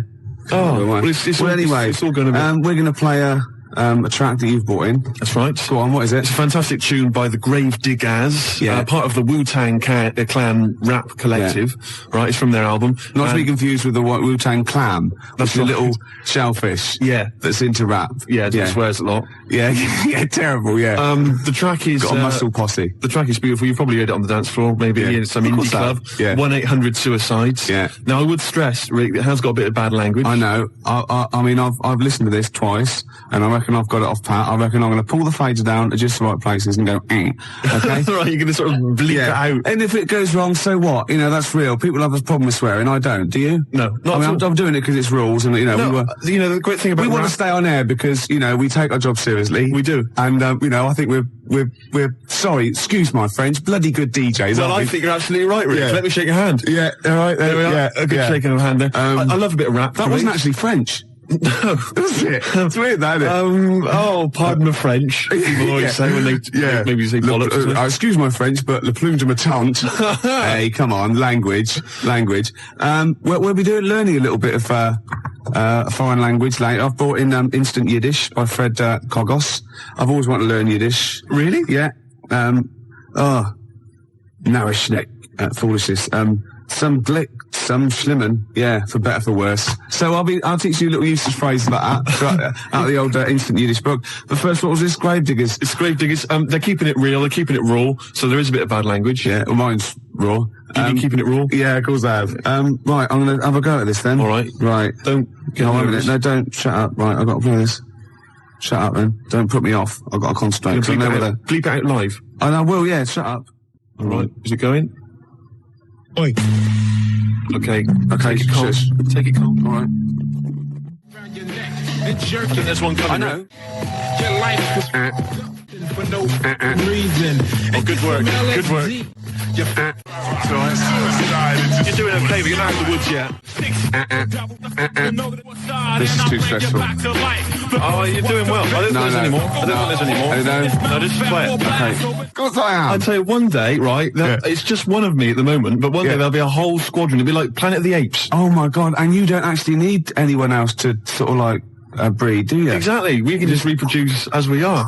It'll be like Planet of the Apes, right? There'll be sort of a Charlton Heston figure. Planet of the Squids. It'll crash land. Get your damn dirty tentacle off me. It'll crash land. Exactly. And there'll just be loads of me crawling around. Yeah. All identical. Chasing him on horseback. And they'll see like Bristol Temple meet and they'll go, oh my God, they blew it up. Yeah. It's back in Bristol with all your... Oh no. Incredible. There must be an organisation of volunteers or something who if it's like touch and go, if it's really serious, if you're like clinically depressed about it and you really can't get a woman, they don't want just people turning up who can get girls and saying, oh, I fancy, you know. But in your case, you know, they'll speak to you, they'll see you, and I think, you know, there must be some sort of national health thing or private where you can actually sleep with, I don't know, a voluntary worker. You know what I mean? So? Well, yeah, there's people that, yeah, I know, but there's people that, I don't know, volunteer for geriatric duty, you know, and they're exploding all over the place. They're covered in the stuff, right? There's people that work on leper colonies, right, for, you know, for nothing. There must be someone who will sleep with you out of sympathy. You don't want that. Of course you don't. You don't want that, do you? Well, let's not be hasty, Rick. I mean, these people, especially if they need some sort of free publicity, you know, get a bit of, you know, sort of press and media attention. Yeah. I ought to sort of help to publicise their campaign, really. There's probably an organisation that go, you know, they go off to like, just strange climes and go on to like leper islands and that, and they work with them. Or they can sleep with you. Now, that's got to do the lepers some good, doesn't it? Yeah. You know what I mean? Wouldn't that be terrible if that was the option, right? And suddenly volunteers to leper colonies doubled. Was like going to Torremolinos. Yeah. Let me on the bus. Sorry, there's no room on the bus, but you're at the back there. Yeah. Going, well, then here we go. Here I am then. Yeah. But I signed up for the lepers. Yeah. Licking their wounds. Well, sorry, but geriatric duty. Yeah, scraping it out. Oh dear. Oh, you know, I heard a song in the week, right? I've heard it before. It's by Ween, and it goes, "Push little daisies and make them come up." And I don't know what it's called. 0171 580 2000. I don't know where to look. Push the little daisies and make them come up. It's like that. It is. It's rubbish. I've been going around singing There's that. no song with that lyric. It's like that. It goes, push the little daisies and make them come up. Shut up. Yeah. Shut up. That's what my friends have been saying for the last 4 days. God, you're really irritating me today. Like, people will go and go, if you'll be mine, not too annoying. But, after about 10 times you go, oh, can you sing something else? But when you've heard, push your little digits and make them come Shut up now. You can get really annoyed. Yes, it really can, can't it? Shut up. Okay, One of Dies, you and me song. Push your little Shut digits. Up. We've done funny phone calls, haven't we? We've done some funny phone calls. Did that one like Pinky, when we phoned up Safeway and said, have you got some cheese? And they said yes. And we showed them, didn't we? That showed them. Yeah. Oh, we've done some crazy crank calls. Yeah. Do you want some beer? Do you want some beer? Brilliant game. 5 o'clock foreigner. 5 o'clock foreigner. Yeah. What else have we done? There's been just too much, hasn't there? The alarm frog. The alarm frog. That never got off the ground yet. Got going. There's some great ideas. Tip the balance. That's the last one I've got. Tip the balance. You haven't explained it. It's my last. I think it's a little bit in bad taste. Really? Yeah. Oh well, I don't want that on this show. No. I mean, I think it's a little bit much. Really? Is it too much? Is it the most outrageous thing you've ever? Well, okay. Well, no. Look, this is an idea, right? It's a board game. It's a board game. I'll send it off to Waddington's when I'll get. You know, it's 4 simple weights, sort of just like fulcrum weights. You know, like scales. Like a little seesaw. Yeah, a little seesaw. And there's one end is like a bowl, right? The other end is like a kilogram weight. Right. And there's 4 of those, so 4 of you sit round, and you've got to quite simply tip the balance, right? So you've got to fill the bowl. Fill the bowl, yeah. What, with rice or? No. Household objects? No, bodily secretions. Right. So it's the first, you know. Maybe you shouldn't tell us about this. Well, no, because there's simple rules. Anything that comes out your body is all right, okay? In every form. Right. Well, you know, anything that comes out of your body, yeah. You put that into the bowl and sort of tip the balance. So, I was just thinking, if I said it quieter, it wasn't so bad. I was going to go, well, it's piss. Do you know what I mean? Yeah. Doesn't work right. Snot. Sick. Yeah. Spunk. Well, I was going to say cum, because then I could be spelling it C-O-M-E. Therefore, getting by some of the radio authorities rather sneakily. And spunk, as you said, is like courage, isn't it? Exactly. Like in the Waltons, they go, oh, look, I love your new girlfriend, John Boy, she's full of spunk. Yeah, sorry about that. Well, I've been carried away, Dad. Good night, John Boy. Yeah. John Boy. Good night. Right, here's the Cure. We'll come back to this. Cure, Charlotte Sometimes, 20 to 6, Ricky Gervais Show. And Steve. what have we offered today? Well, we've offered Tip the Balance, the new board game from Waddington's, which involves secreting various bodily fluids into a bowl in order to tip the balance. Yeah, and then what you do, you go, tip the balance. I can just imagine the front cover with sort of granny. She's stooped. Yeah, she's just like... she's got trousers down. Yeah. She's just... And she's missed it. She's missed it completely. They're all laughing. And the family are there behind her. They're clapping and cheering. The mother just laughing, doing a dustman's blow. Yeah. Right. And the 14-year-old boy, he's got... right, okay. Well, he's enjoying it the most, let's be honest. But what about if you know that bingo is the most popular evening pastime in the country, and there are these huge bingo palaces. Yeah, that's because they haven't thousands of seats. Yeah. Imagine if they were all playing Tip the Balance. We crack the smell. Oh, it'd be incredible. God, that'd be fantastic. That'd be great. You could have winner stays on. Yeah, because you'd have a disadvantage then, wouldn't you? Well, I've just. I imagine in Japan they've already got a TV show like that. I'd imagine. A kilogram's a lot though to get rid of. Yeah, you've got to have a lot of sputum. I know everything. Yeah, but I think it's a great idea. Could you give birth into the bowl? Well, no. Well, you could, but anything you put in there, you lose. So you'd have to be willing to, like you can't. You could bleed into it and amputate into it, but you can't have it back. Like you couldn't put a false limb in, right? Because you'd bleed it there, because that's sort of cheating. Yeah. But there is a thing called the fish card, where if you're all out of it, right, you're all strained out, and you've vomited, you've snotted, and that's it, right? And everyone's got 0.8 kilograms in theirs. You can go fish card, right? And you can take someone else's bowl and pour it into yours, but you got to pour it via your mouth. Right. So you take a big glug of that, and you do it, and you win. You thought this through, haven't you? Yeah. You've played this, haven't you? No, I haven't played it. I haven't got the equipment. Right. Jeff Buckley, everybody here wants you. Wow, nearly end of the show with it, isn't it? I can't even be bothered to criticise your use. It's not worth it, is it? Use of language anymore. I know, yeah. So late in the day, you're not going to master it at the age of 45, however old you are. I mentioned, I guess we could call it freak show or something like that. Yeah. Where celebrities with deformities come on. That was Nigel's from Tottenham. Nigel in Tottenham came up with the idea. The most deformed. What would you put forward as your most deformed bit? Well, luckily, sucking my most deformed bit would be curiously enjoyable for me. Anyway, I asked for a few more celebrities who've got deformities, and various people have called in. Jez in East Barnet mentioned John Thor, who, of course... so with him? Well, John's left leg, I think, is shorter than his right. He always sort of hobbles a bit as he walks. You have to suck the whole of the left leg? Yeah. Right. So that's... Say that again, Lewis. Well, I was just saying, like the fat bird in the opera. Yes, I know who it is now. What? Because I said, no, nothing to do with it. I just saw him do it. I just forgot and I was pissed. Yeah, go on. Paul Daniels, apparently one arm is shorter than the other. Can I just say, the head? True enough.